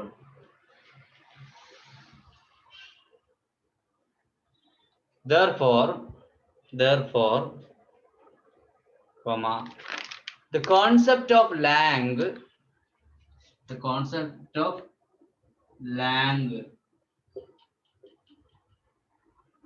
എന്ന് പറഞ്ഞാൽ യൂണിവേഴ്സൽ ലാംഗ്വേജ് ആണ്. was formulated semicolon as an underlying system at a given point of time.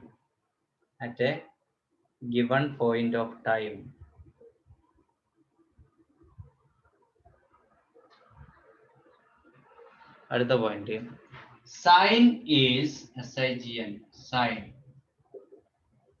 Sign is central to language.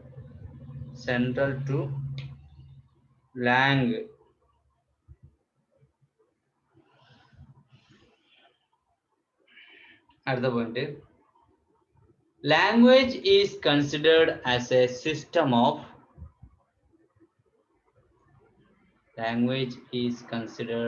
a system of signs, SIGNS.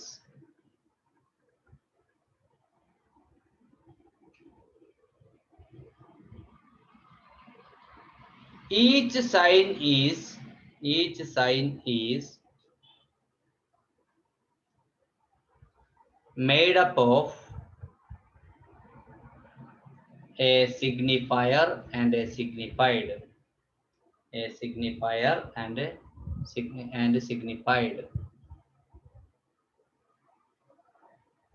Example, cat, CAT, cat. ഇത് signifier ആണ്. അതിന്റെ concept ആണെങ്കിലോ signified ആണ്. cat.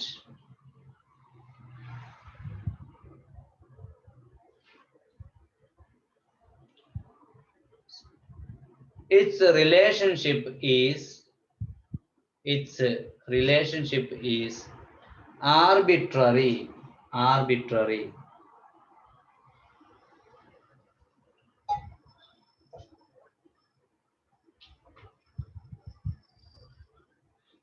അടുത്ത point, also arbitrariness in the way different languages cope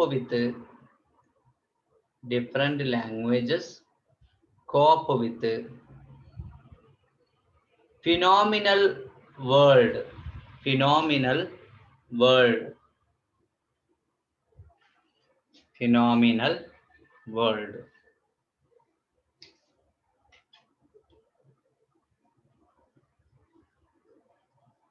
Phenomenal world. At the point, we mean the way we divide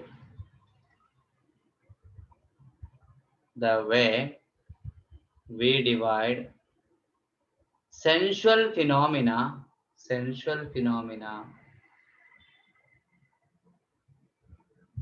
into different segments,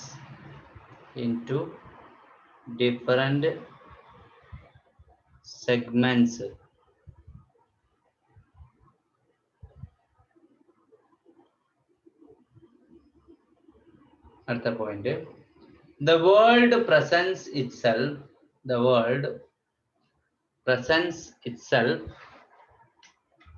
to us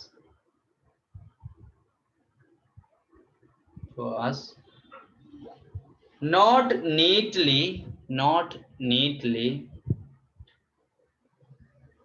divided into categories,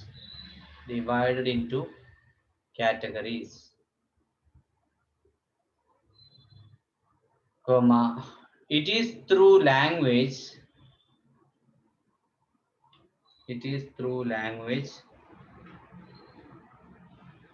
that we do this. At the point, with the help of language,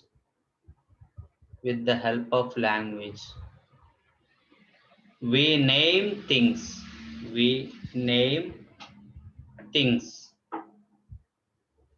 that we perceive.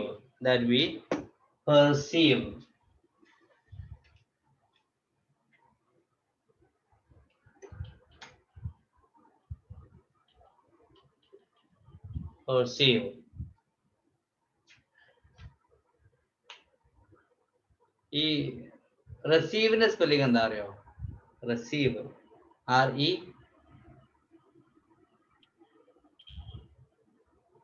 C കഴിഞ്ഞിട്ട് എന്താ? CEI. EI ആണോ IE ആണോ? EI.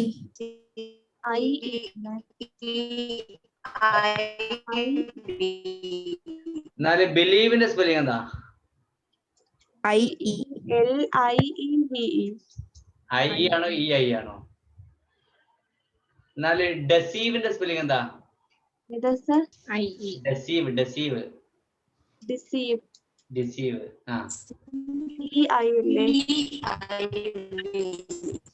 എന്നാ റിലീസിന്റെ spelling എന്താ?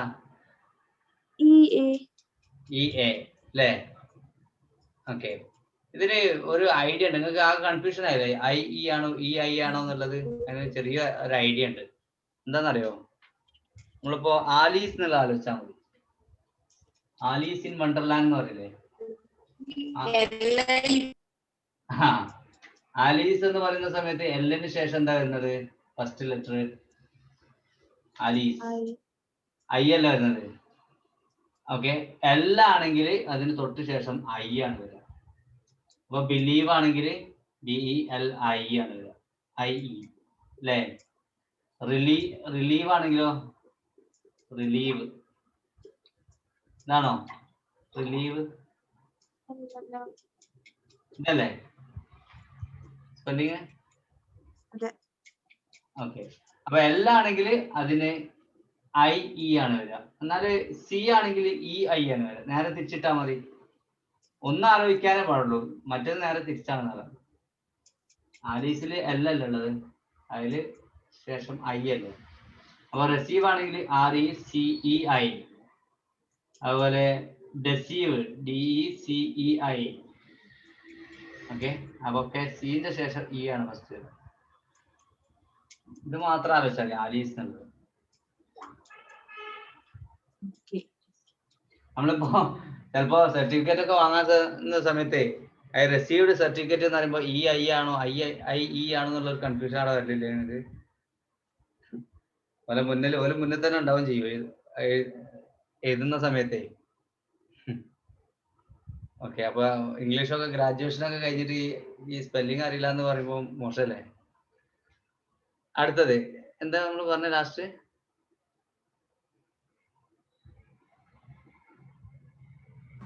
With the help of language, we name things that we perceive. Things that we perceive and need to classify according to our view. According to our view. കാഴ്ച.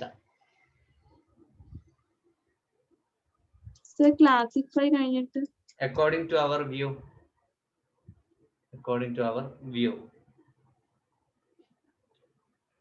അടുത്തത് according to Saussure, Ferdinand സോഷർ, അദ്ദേഹത്തിന്റെ അതേ വാക്കുകളാണ് ഇതിനെ.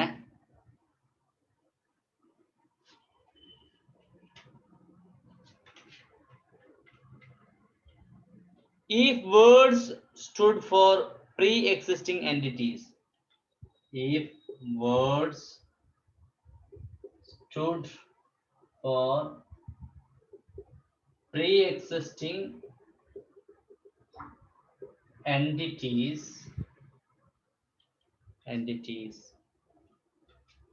അതാണ് ഇത് signifieds.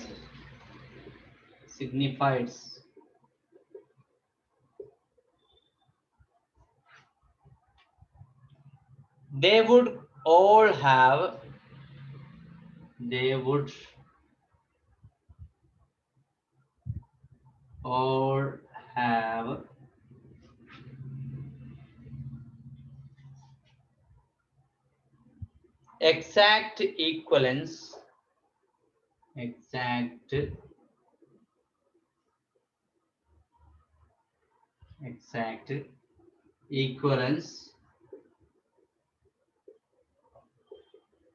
exact equivalence in meaning from one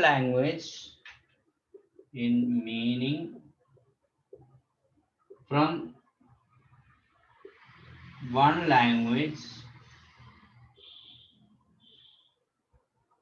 to another.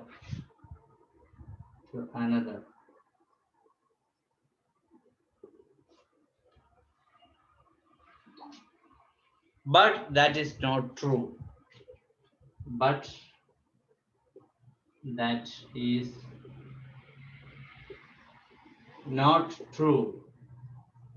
ഇതാണ് ഇത് അദ്ദേഹത്തിന്റെ അതേ വാക്കുകളാണ്. But that is not true.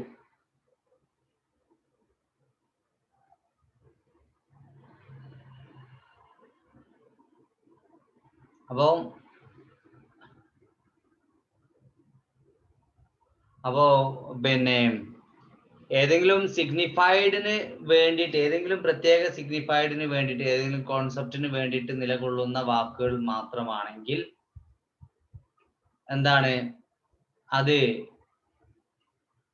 ഒരു ഭാഷയിൽ നിന്നും മറ്റൊരു ഭാഷയിൽ എത്തുന്ന സമയത്ത് വ്യത്യാസം ഉണ്ടാവാൻ പാടില്ല. ഏത് ഭാഷയിലാണെങ്കിലും ഒരേ പേര് തന്നെ ഉപയോഗിക്കണ്ടേ എന്ന് ചോദിക്കാണ്. അടുത്ത പോയിന്റ് ഇതെഴുതി കഴിഞ്ഞില്ലേ? He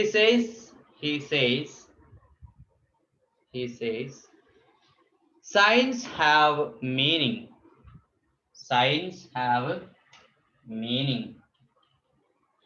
and posited the principle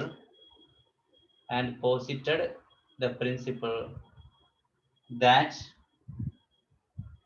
each sign has There are posited spelling. posited, P-O-S-I-T-E-D, posited the principle that each sign has meaning.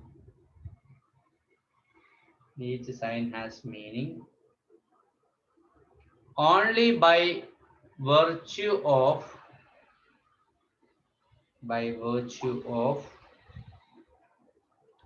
its difference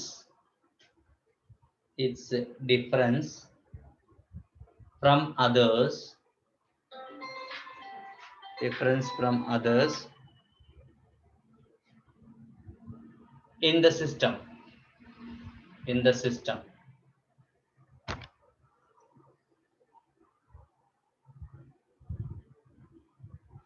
In the system. At the point, linguistic units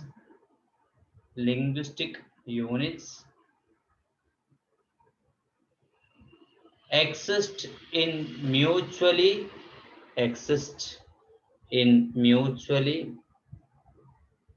contrastive relation. ഇതൊരു star ഇട്ട് എഴുതിക്കോളിയേ. Contrastive relation. Each exists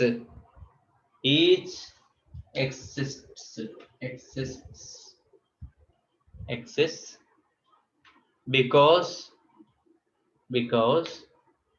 it excludes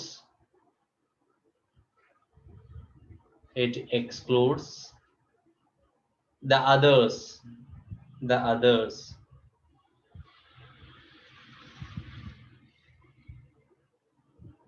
At the point,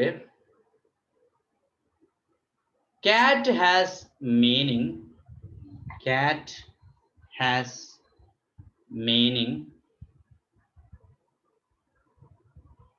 not by itself.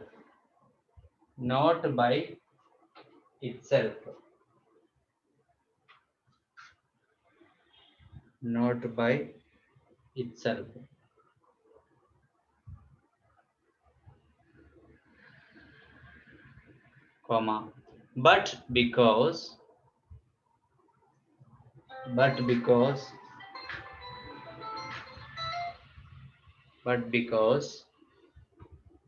it is not cap. CAP,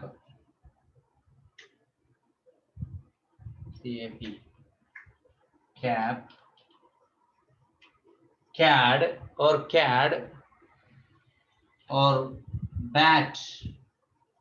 cat എന്നുള്ളതിന് meaning കിട്ടുന്നത് എങ്ങനെയാണ്? ഇത് cap അല്ല, card അല്ല, അതുപോലെ തന്നെ ബാറ്റ് അല്ല എന്നുള്ളത്.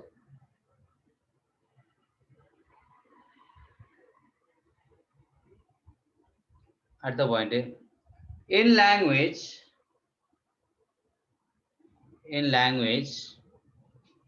there are only differences. അദ്ദേഹത്തിന്റെ അഭിപ്രായത്തിലാണ്, ഇൻവേർട്ടഡ് കോമാസിൽ എഴുതിയാൽ in language there are only differences without any positive terms,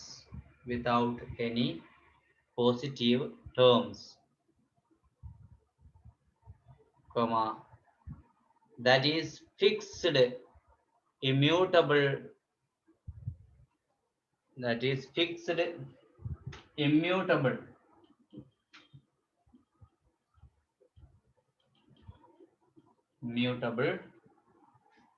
entity. Practice കഴിഞ്ഞിട്ട് എന്താ പറഞ്ഞത്? fixed immutable entities. There is no fixities. അതാണ്. ഇവിടെ നിന്നാണ് ആര് പോണെന്ന് അറിയോ? നമ്മുടെ ഡെറിഡ വരുന്നത്. ഡെറിഡ 1966, മറന്നുകൊണ്ട, 1966 ഏത് ഡീകൺസ്ട്രക്ഷൻ. നമ്മുടെ അമേരിക്കയിലാണ്, ഏതാ സ്ഥലം എന്ന് എനിക്കറിയില്ല. അവിടെ വെച്ചിട്ടാണ് അദ്ദേഹത്തിന് ഒരു പ്രസംഗം ഉണ്ടാവും 1966. അത് മുതലാണ് വലിയ മാറ്റം എന്ന് പറഞ്ഞാല് ഈവൻ ഫെമിനിസം, അതുപോലെ തന്നെ പിന്നെ മറ്റു പല ലിറ്ററേച്ചറിന്റെ പല ജാനേഴ്സും ഈ ഒരു ഡീകൺസ്ട്രക്ഷൻ വന്നതോടുകൂടി മാറി. അതായത് ഇദ്ദേഹം പറയുന്നത് ഇതാണ്, വേർഡ്സിനൊന്നും അത്ര പ്രാധാന്യമില്ല.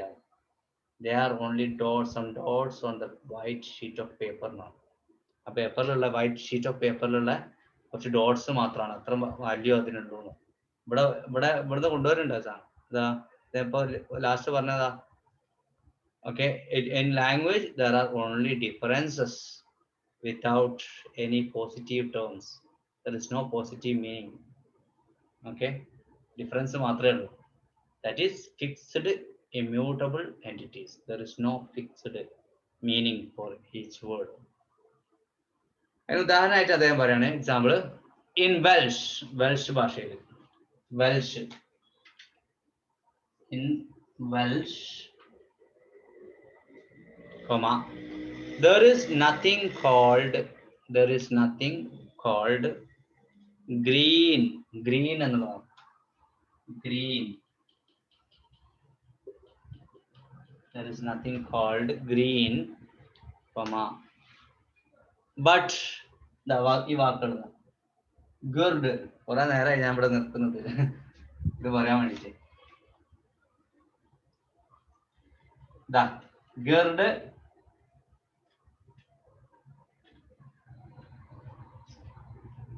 and glass which suggest value and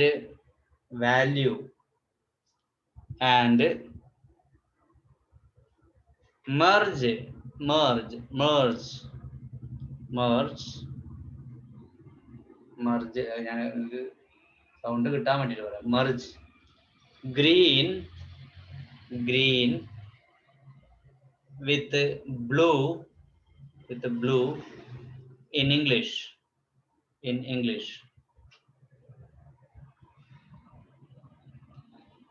At the point, they exist in their respective linguistic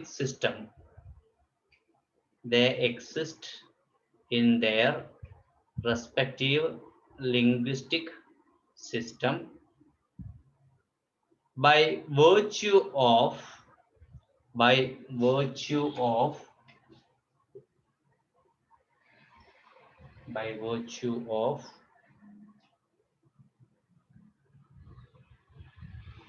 what they do not indicate.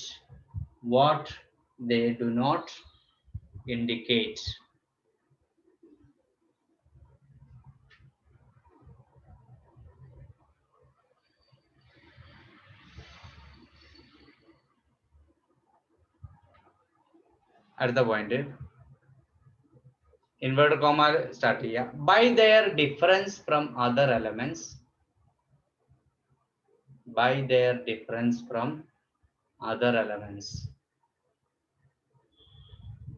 comma, in the system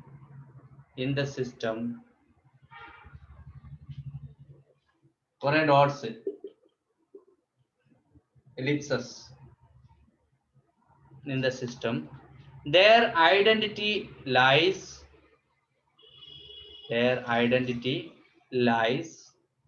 in their difference from others.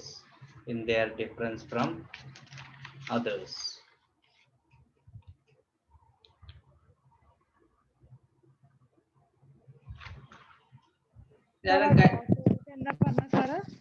എന്താണ് ഏത് കഴിഞ്ഞിട്ടാ? അല്ല ആ ഡോട്ടുകൾക്ക് എന്താ പേര് പറഞ്ഞത്? എലിപ്സസ്. Okay sir. പിന്നെ last പറയാവോ? ഏതാണ് ഈ ഒന്നുകൂടെ പറയാമോ? by their difference from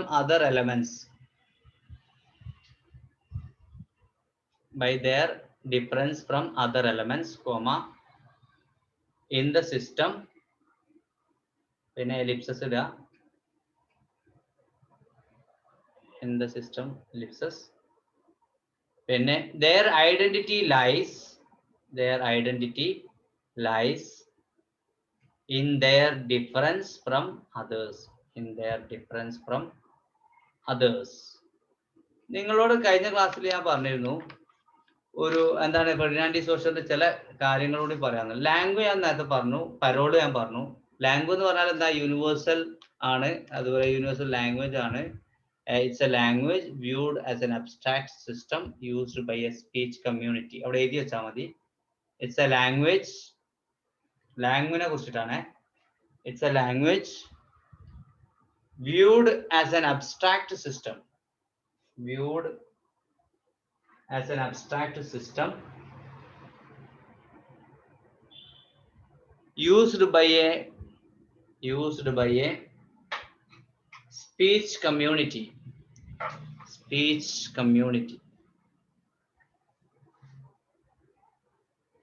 അടുത്തത് പരോൾ ആണ്. പരോൾ എന്ന് പറഞ്ഞാൽ ഇൻഡിവിജ്വൽ ലാംഗ്വേജ് ആണ്. പരോൾ എന്ന് പറഞ്ഞാൽ ഇൻഡിവിജ്വൽ ലാംഗ്വേജ് ആണ്.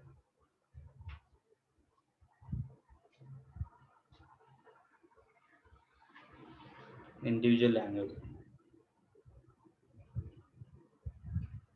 അതുപോലെ it's an actual linguistic behaviour of individuals ആണ്. Actual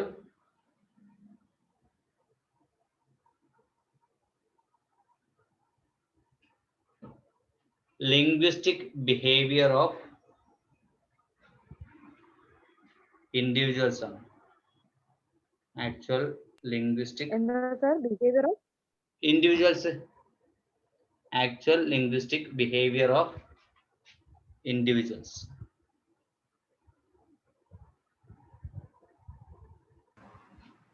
Okay. ഇനി വേറെ രണ്ട് സാധനം ഉണ്ട്. എന്താണ് ഡയക്രോണിക്, സിൻക്രോണിക്. അറിയോ? Diachronic, synchronic, diachronic. Over a period of time. Point of പിന്നെ പീരീഡ് ഓഫ് ടൈം ആണെങ്കിൽ ഏതാണ്? diachronic ആണ്. ഡയക്രോണിക് കറക്റ്റ് ആണ്. എന്താണത്? Over A period of time എന്താണ്? സ്റ്റഡി ഓഫ് ലാംഗ്വേജ് കറക്റ്റ് ആണ്. ഓക്കെ, അപ്പൊ study of language over A period of time ആണെങ്കിൽ ഡയക്രോണിക്കും, അതുപോലെ പെർട്ടിക്കുലർ മൊമെന്റ് ആണെങ്കിൽ പിന്നെ സിൻക്രോണിക്കും ആണ് കേട്ടോ. രണ്ടും സ്റ്റഡി ഓഫ് ലാംഗ്വേജ് ആണ്. എഴുതി വെച്ചോളൂ. ഡയക്രോണിക് ജസ്റ്റ് എഴുതിയാൽ മതി. ഒരുപാട് കോൺസെപ്റ്റ് ഒന്നും മനസ്സിലാക്കാനില്ല കേട്ടോ അതില്.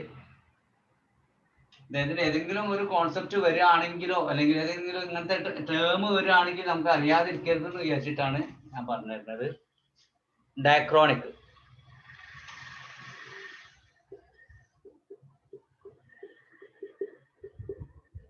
എന്ന് പറഞ്ഞാൽ study of language over A period of time. Study of language over a period of time.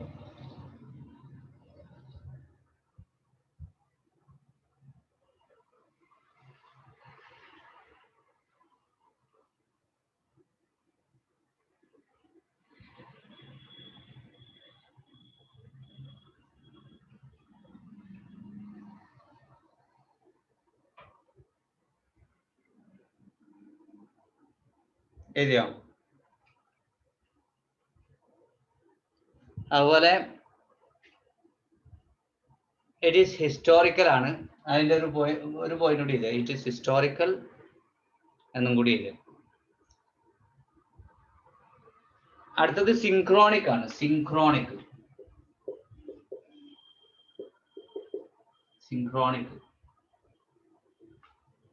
Study of language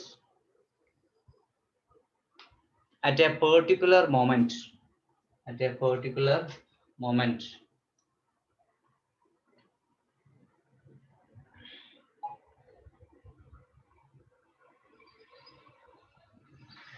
At a particular moment. അപ്പൊ അതാണ് സിൻക്രോണിക്സ്. അപ്പൊ ലാംഗ്വേജിന്റെ പഠനം രണ്ടെണ്ണം ഉണ്ട്. ഒന്ന് ഡയക്രോണിക് ആണ്, രണ്ടാമത്തത് സിൻക്രോണിക് ആണെന്ന് പറഞ്ഞു.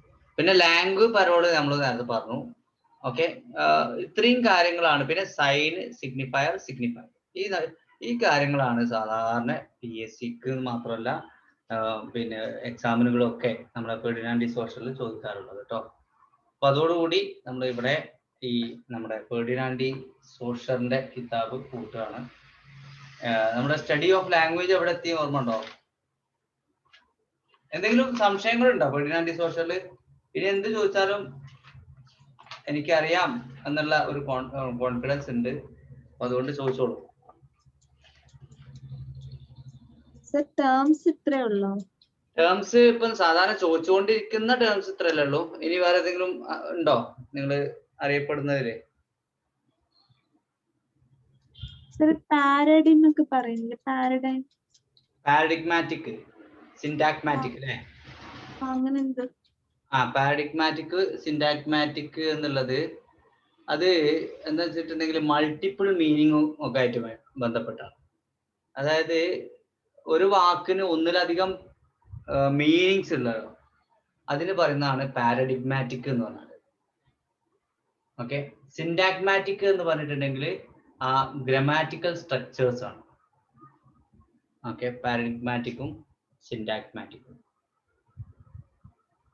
Okay, multiple meaning of a word is called paradigmatic. അപ്പൊ അത് വേർഡ്സിന്റെ ലാംഗ്വേജിന്റെ പ്രത്യേകത തന്നെയാണത്, പാരഡിഗ്മാറ്റിക്കും സിൻഡാഗ്മാറ്റിക്കും. സിൻഡാക്സ് എന്നുള്ള ആലോചിച്ചാൽ മതി. സിൻഡാക്സ് എന്ന് പറയുമ്പോൾ ഗ്രമാറ്റിക്കൽ സ്ട്രക്ചേഴ്സ് ആണ്. അപ്പൊ ആ സ്ട്രക്ചറുമായി ബന്ധപ്പെട്ടതാണ് സിൻഡാഗ്മാറ്റിക് എന്ന് പറയുന്നത്. വേറെ എന്തെങ്കിലും ഉണ്ടോ?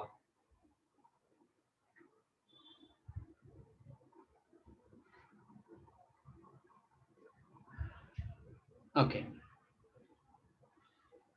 നമ്മുടെ സ്റ്റഡി ഓഫ് പോയട്രി അവിടെ എന്തൊക്കെയാണ് നമ്മൾ പറഞ്ഞിരുന്നത് ജസ്റ്റ് ഒന്ന് റിവൈസ് ചെയ്താൽ നമുക്ക് അതിൽ നിന്ന് തുടങ്ങാം. ഒന്ന് പറഞ്ഞോളൂ, എന്തൊക്കെയാണ് നമ്മൾ കഴിഞ്ഞ ക്ലാസ്സിൽ പറഞ്ഞത്?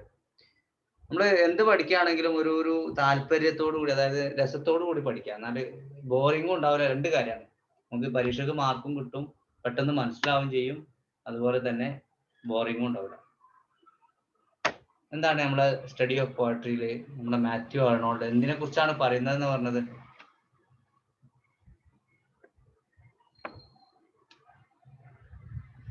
പോയട്രിയെ കുറിച്ചിട്ടല്ലേ?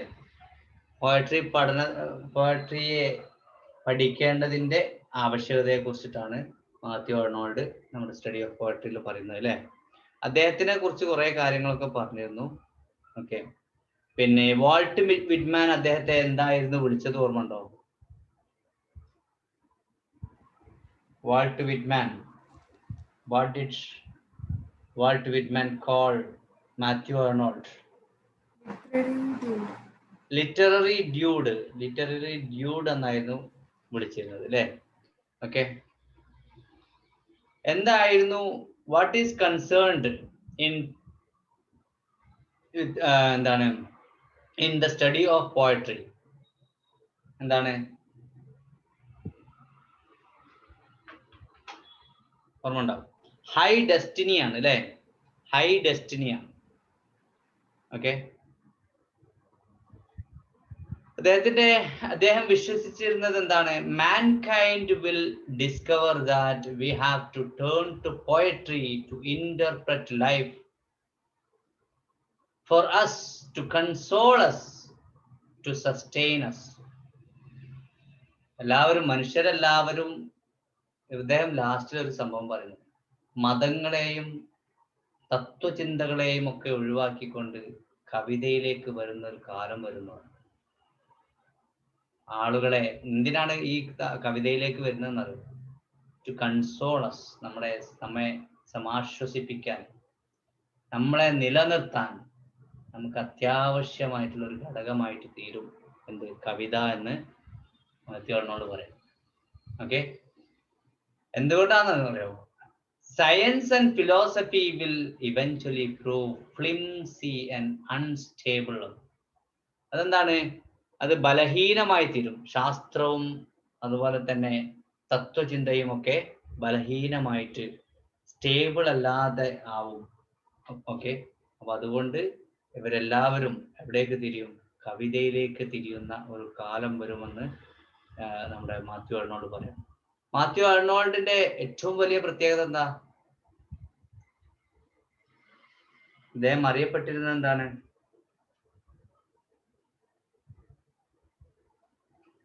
ഞാൻ കഴിഞ്ഞ ക്ലാസ് പറഞ്ഞതാ, father of modern literary criticism. Father of literary criticism ആരാണ്? അരിസ്റ്റോട്ടിൽ അല്ലെ? Father of English literary criticism ആരാണ്? John Dryden. Father of modern literary criticism ആരാണ്? Matthew Arnold. അപ്പൊ ഈ മൂന്ന് ഫാദർമാരെ പഠിക്കാം. ഓക്കെ, അപ്പൊ ഇതില് ഈ എസ്സേയിൽ മെയിൻ ആയിട്ട് പറയുന്നത് എന്താണ്? ഹൈ സ്റ്റാൻഡേർഡ് നേരത്തെ പറഞ്ഞു ഹൈ ഡെസ്റ്റിനി എന്ന് പറഞ്ഞ പോലെ ഹൈ സ്റ്റാൻഡേർഡ് അതിനെ കുറിച്ചിട്ടാണ് പറയുന്നത്. The essay is concerned with articulating a high standard and strict judgment. രണ്ട് കാര്യങ്ങളെ കുറിച്ചാണ് ഈ എസ്സേയിൽ പറയുന്നത്. High standard and strict judgement.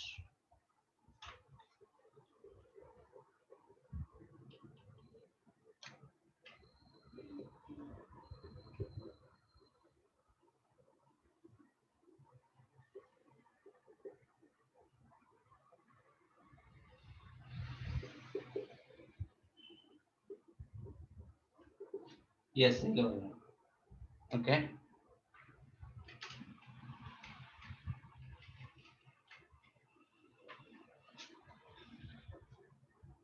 In order to avoid the fallacy of valuing certain poems and poets too highly, ചില ഇപ്പോ critics ഒക്കെ എല്ലാം കൂടി ചില റൈറ്റേഴ്സിനെയും ചില കവിതകളെയും ഒക്കെ എടുത്തിട്ട് വല്ലാതെ അങ്ങോട്ട് സ്റ്റാൻഡേർഡ് കൊടുത്ത് പൊക്കി വച്ചിരിക്കുകയാണ് ഇപ്പൊ.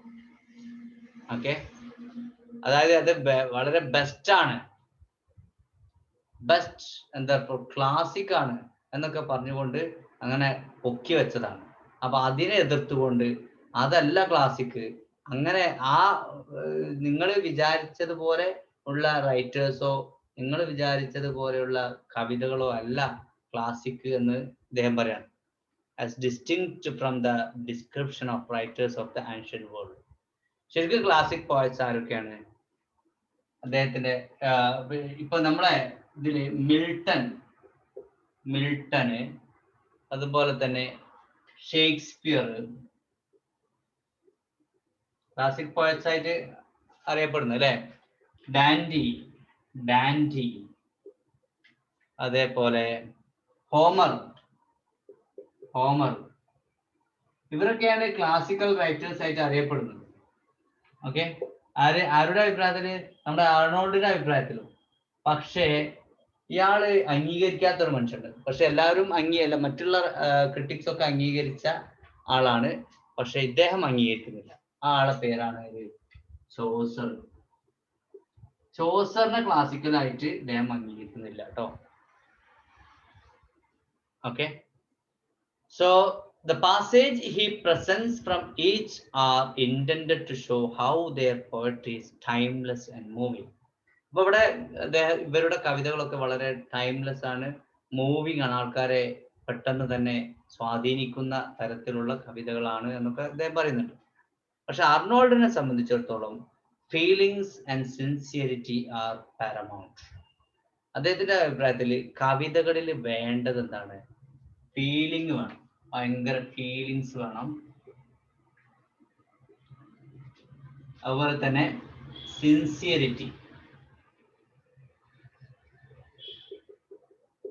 ഫീലിങ്ങും സിൻസിയറിറ്റിയും വേണം അല്ലെ. ഈ രണ്ട് കാര്യങ്ങളും ഇമ്പോർട്ടൻ്റ് ആയിട്ട് വളരെ പ്രധാനപ്പെട്ട കാര്യങ്ങളായിട്ട് അദ്ദേഹം പറയണം. ഓക്കെ, അപ്പോ അതിന് പുറമെ എന്ത് വേണം? സീരിയസ്നെസ് ഓഫ് ദ സബ്ജക്റ്റും വേണം. Seriousness of the subject. ഇതൊക്കെ ഒന്നും ഒഴിവാക്കാൻ കേട്ടോ. ഈ പറയുന്ന കാര്യങ്ങൾ വളരെ ഇമ്പോർട്ടൻ്റ് ആയിട്ടുള്ള കാര്യമാണ്. അർണോൾഡിന്റെ അഭിപ്രായത്തിൽ എന്താണ് കവിത, എങ്ങനെ ആയിരിക്കണം എന്നാണ് പറഞ്ഞത്. ഫീലിംഗ് വേണം, സിൻസിയറിറ്റി വേണം, സീരിയസ്നെസ് ഓഫ് ദ സബ്ജക്റ്റും വേണം. ഈ മൂന്ന് കാര്യങ്ങളും എന്തിൽ വേണം? നമ്മുടെ ഹൈ സീരിയസ്നെസ് എന്ന് പറഞ്ഞല്ലോ നേരത്തെ. ഓക്കെ, അപ്പോ ഈ ഹൈ സീരിയസ്നെസ് അല്ല, ഹൈ സ്റ്റാൻഡേർഡ് വേണമെന്ന് പറഞ്ഞല്ലോ. അപ്പൊ അതിൽ പെട്ടതാണിത്. ഇങ്ങനെയുള്ള കവിതകൾക്കാണ് അദ്ദേഹം ഹൈ സ്റ്റാൻഡേർഡ് കൊടുക്കുന്നത്. ഓക്കെ, അതൊക്കെ feeling, sincerity, seriousness of the subject, ഇതൊക്കെ ഇതിൽ വേണം. ഓക്കെ, അതുപോലെ തന്നെ the superior character of truth and seriousness in the matter and substance of the best poetry is inseparable from the superiority of diction, okay, and movement, making it style and manner. അപ്പൊ നമ്മൾക്ക് seriousness of the truths and എന്താണ് ഈ ട്രൂത്തും അതുപോലെ തന്നെ സീരിയസ്നെസ്സും ഒരു കവിതയിൽ ഉണ്ട് എന്നതിന് അർത്ഥം എന്താണെന്ന് വെച്ചിട്ടുണ്ടെങ്കിൽ അതിന്റെ ആ ഒരു അവർ കൈകാര്യം ചെയ്യുന്ന ആ ഒരു കവിതയിൽ ചർച്ച ചെയ്യുന്ന വിഷയം, അതായത് മാറ്ററും അതിന്റെ സബ്സ്റ്റാൻസും മാത്രമല്ല. ഓക്കെ, അതിൽ എന്ത് വേണം? Superiority of diction. ആ വാക്കുകളിലുള്ള എന്താണ്, നല്ല വാക്കുകളായിരിക്കണം ഉപയോഗിക്കേണ്ടത്. Superiority of the diction. പിന്നെ movement marking its style and manner. അതായത് ഇതിന്റെ സ്റ്റൈല്, വാക്കുകൾ നല്ല നല്ല വാക്കുകൾ ഉപയോഗിക്കണം എന്നുള്ളതും, അതിന്റെ മാനർ, അതിന്റെ രൂപം എങ്ങനെ ആയിരിക്കണം, നമ്മൾ ആളുകളെ പ്രകമ്പനം അല്ലെങ്കിൽ ആളുകളെ സ്വാധീനിക്കുന്നതും ആവണമെന്ന് പറഞ്ഞു. ഓക്കെ, അദ്ദേഹത്തിന്റെ അഭിപ്രായത്തിൽ. അപ്പൊ the superior character of truth and seriousness വേണമെന്ന് പറഞ്ഞു. അതില് പിന്നെ സുപ്പീരിയർ ക്യാരക്ടർ ഓഫ് ട്രൂത്ത് വേണമെന്ന് പറഞ്ഞു. അതിൽ എന്തിലൊക്കെയാണ് അത് വേണ്ടത്? Matter and substance. അത് നമ്മൾ കൈകാര്യം ചെയ്യുന്ന വിഷയം, ഏത് ടോപ്പിക്കിനെ കുറിച്ചാണ് ഈ കവിതയിൽ പറയുന്നത് എന്നതിനനുസരിച്ചാണ്. അപ്പൊ അതില് സീരിയസ്നെസ് ആയിട്ടുള്ള സബ്ജക്റ്റ് ആണ് ഇതിൽ കൈകാര്യം ചെയ്യേണ്ടത്. അതോടൊപ്പം അതിനെ ഒഴിവാക്കാൻ പറ്റാത്തൊരു കാര്യമാണെന്ത്? Superiority of diction. നല്ല നല്ല വാക്കുകൾ മാത്രമേ ഉപയോഗിക്കാൻ പറ്റുള്ളൂ. ഓക്കെ, അതുപോലെ തന്നെ ആൻഡ് മൂവ്മെന്റ്, അതായത് മൂവ്മെന്റ് എന്ന് പറയുന്നത് ഇവിടെ ഇതിൽ ആളുകളെ സ്വാധീനിക്കാനുള്ള കഴിവ്. കവിതകൾ വായിച്ചിട്ടുണ്ടെങ്കിൽ ആളുകളെ ഭയങ്കരമായിട്ടുള്ള ഫീലിംഗ് ഉണ്ടാക്കിയെടുക്കുക. അപ്പൊ അങ്ങനെയുള്ള കവിതകളാണ് നല്ല കവിതകൾ. ഓക്കെ, അപ്പൊ അതും അദ്ദേഹത്തിന്റെ അഭിപ്രായമാണ്. ഒരു നല്ല പോയറ്റ്, ഓക്കെ, അല്ലെങ്കിൽ പിന്നെ ഒരു നല്ല പോയറ്റ് അല്ലാത്ത ഒരു കവി ആരാണെന്ന് നമ്മുടെ മാത്യു ആർണോൾഡിനോട് ചോദിച്ചിട്ടുണ്ടെങ്കിൽ അദ്ദേഹം പറയും ഹി ഫോൾസ് ഷോർട്ട് ഓഫ്. എന്താണ് ആർണോൾഡിന്റെ ക്ലാസിക് അല്ലാത്ത ഒരു റൈറ്റർ ആരാണെന്ന് ചോദിച്ചിട്ടുണ്ടെങ്കിൽ, ഞാൻ നേരത്തെ പറഞ്ഞ ഒരാളുണ്ട്. ആരാണ് ക്ലാസിക് അല്ലാത്ത ഒരു റൈറ്റർ ആരാണെന്ന് ചോദിച്ചിട്ടുണ്ടെങ്കിൽ ജെഫ്രി ചോസർ ആണ് കേട്ടോ. He lacks the high seriousness of classic poets എന്നാണ്. അദ്ദേഹത്തിന് ഈ ക്ലാസിക് പോയറ്റ്സിന്റെ ആ ഹൈ സീരിയസ്നെസ് ഇല്ല എന്നതുകൊണ്ടാണ് അദ്ദേഹം ക്ലാസിക്കൽ റൈറ്റർ ആയിട്ട് അദ്ദേഹം അംഗീകരിക്കാത്തത്. ഓക്കെ, അപ്പോ എന്തൊക്കെയാണ് ഹൈ സീരിയസ്നെസ് ഉണ്ടാവണമെങ്കിൽ അതിൽ എന്തൊക്കെ വേണം? സുപ്പീരിയോറിറ്റി ഓഫ് ഡിക്ഷൻ വേണം. അതുപോലെ തന്നെ മാറ്റർ ആൻഡ് സബ്സ്റ്റാൻസ്, അതിൽ ഹൈ സീരിയസ്നെസ് വേണം എന്ന് പറഞ്ഞു. ഓക്കെ, അതുപോലെ സുപ്പീരിയോറിറ്റി ഓഫ് ഡിക്ഷൻ വേണം, ഫീലിംഗ് വേണം, sincerity and seriousness. Okay, feeling, sincerity and seriousness, ഇതൊക്കെ ഉണ്ടെങ്കിലേ എന്തെങ്കിലും എന്താണ് സീരിയസ്നെസ് ഉണ്ടാവുള്ളൂ. അത് ക്ലാസിക്കൽ ആയിട്ടുള്ള വർക്കായിട്ട് അംഗീകരിക്കുള്ളൂ. Okay, yes. എഴുതാനുള്ള നേരം ഉണ്ടോ നമുക്ക്? ഏതുവരെ എഴുതിയിരുന്നത് കഴിഞ്ഞ ക്ലാസ്സില്?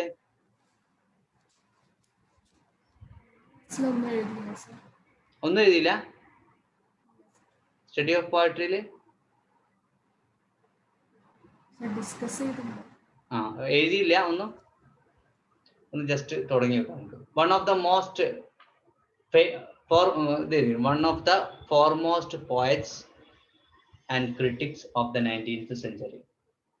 One of the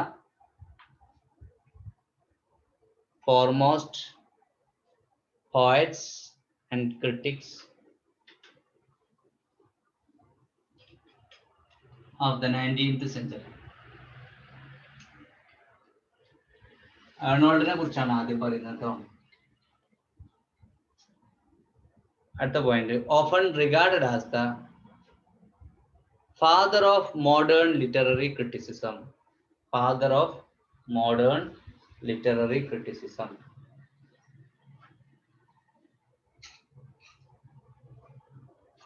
അതിലെ father of modern literary criticism എന്നുള്ള അണ്ടർലൈൻ ചെയ്ത് വെക്കുക കേട്ടോ.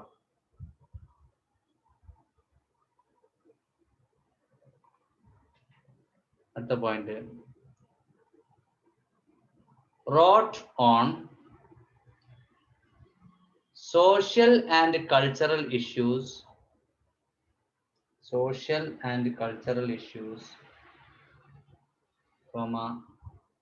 religion and education. religion and education.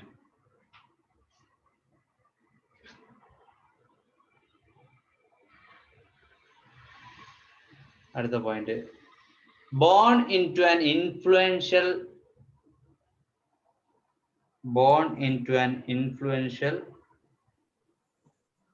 English family.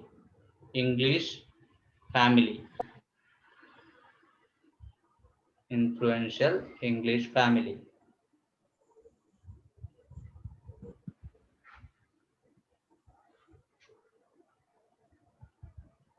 At the point, father was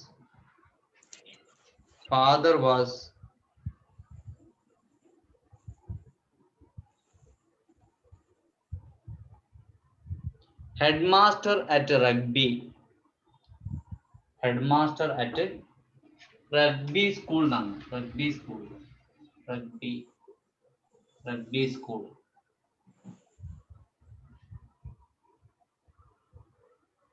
compass അല്ലേ ഉമ്മർത്ത് കിടക്കണത്?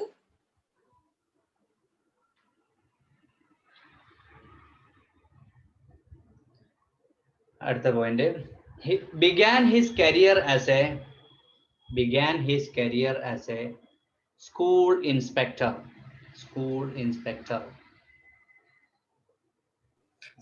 സർ ഈ ഫാമിലി ഇൻഫോർമേഷൻസ് ഒക്കെ ഇമ്പോർട്ടന്റ് ആണോ? അത് ഇയാളുടെ കുറച്ച് പ്രാധാന്യമുള്ളത്. കുറെ സ്ഥലത്ത് ചോദ്യങ്ങൾ കണ്ടിട്ടുണ്ട് ഈ മാത്യു ആണോടെ. എല്ലാവരുടെ ഒന്നുമില്ല കേട്ടോ, എല്ലാ റൈറ്റേഴ്സിന്റെ ഒന്നുമില്ല. എന്നാൽ ചിലപ്പോ ഈ റഗ്ബി സ്കൂളൊക്കെ ഹെഡ്മാസ്റ്റർ ആയിട്ട് റഗ്ബി സ്കൂള് ഈ കാര്യങ്ങളൊക്കെ എല്ലാ വർക്കിലും ഇങ്ങനെ കാണാറുണ്ട് ഞാൻ. അതുകൊണ്ട് അങ്ങനെ എഴുതി വെച്ചെന്നേ ഉള്ളൂ. പിന്നെ അതുപോലെ ഇദ്ദേഹം കുറച്ച് ഫേമസ് ആയിട്ടുള്ള ഒരാളുമാണല്ലോ, father of modern literary criticism എന്നറിയപ്പെടുന്നത്. അപ്പൊ അതുകൊണ്ടാണ് ഞാൻ അങ്ങനെ ഒന്ന് ജസ്റ്റ് ഒന്ന് എഴുതിച്ചത്. കുറച്ച് എഴുതുന്നുള്ളൂ ഇതില് family details. Walt Whitman said of him as a literary dude.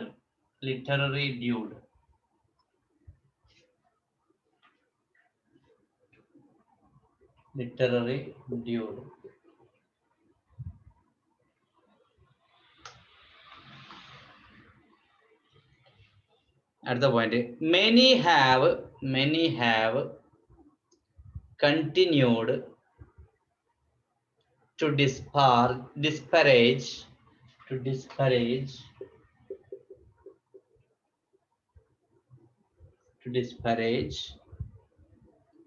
Arnold for his moralistic tone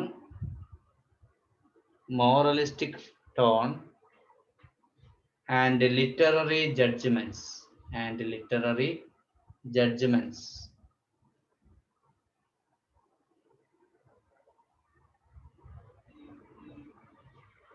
At the point, T.S. Eliot,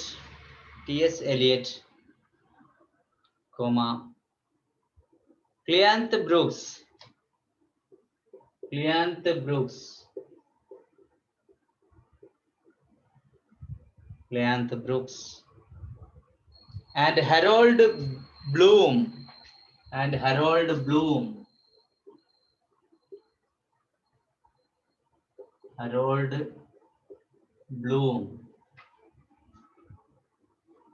Followed his model.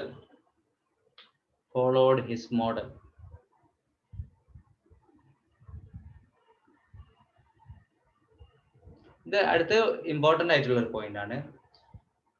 frequently acknowledged as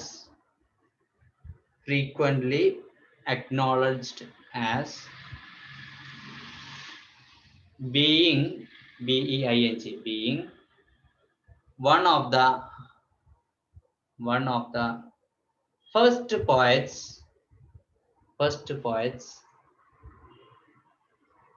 to display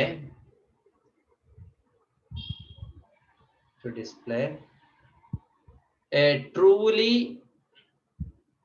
a truly modern perspective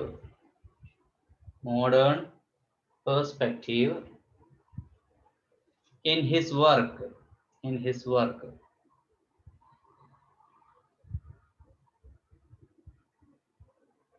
Modern perspective. In his work. അദ്ദേഹത്തിന്റെ famous essay ആണ് the study of poetry എന്നുള്ളത് കേട്ടോ. His famous essay ആണ് the study of poetry. നമ്മളിപ്പോ പഠിക്കുന്ന സാധനം. In this essay,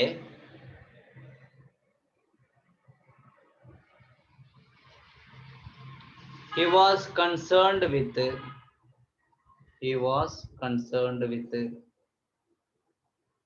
poetry's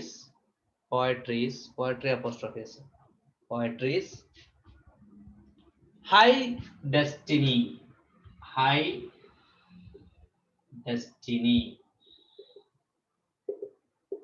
He was concerned with poetry's high destiny. അടുത്ത point, last point കേട്ടോ, ഇന്നത്തെ ലാസ്റ്റ് പോയിന്റ്, ബാക്കി അടുത്ത പറയാം. He believes that mankind will discover that mankind മുതൽ invert കോമാസിൽ mankind will discover that we have to turn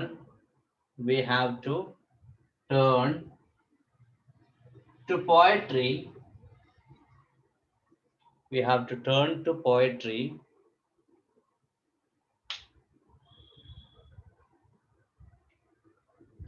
to interpret life for us.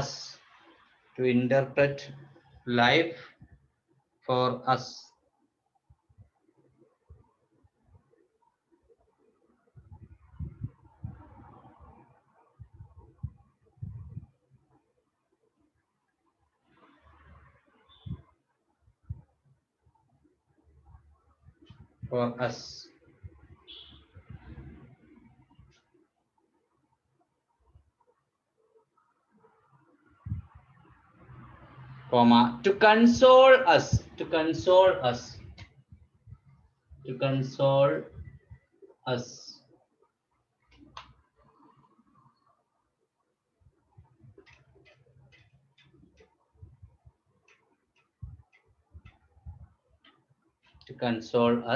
comma, to sustain us. അതൊക്കെ അദ്ദേഹത്തിന്റെ അതേ വാക്കുകളാണ്. To sustain us. Inverted comma close ചെയ്യും.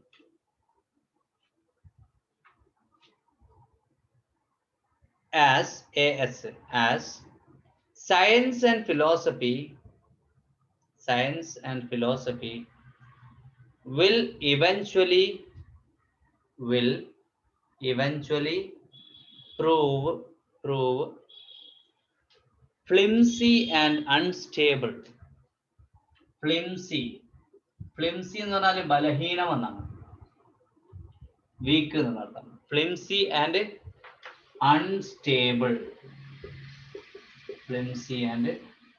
unstable.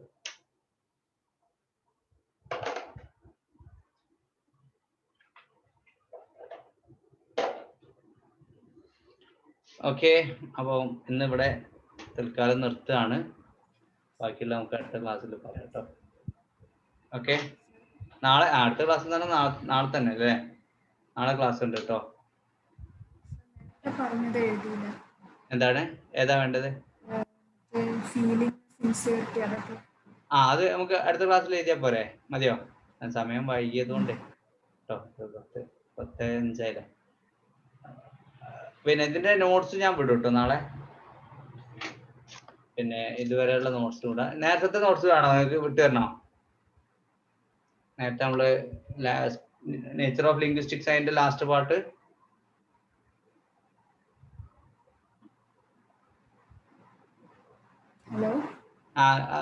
Not വിട്ട് വേണല്ലേ? Okay, ഞാൻ നാളെ വിട്ടുതരേ, നാളെ രാവിലെ വിട്ടു. Okay, thank you, good night. Thank you sir. Good night, sir. Thank you.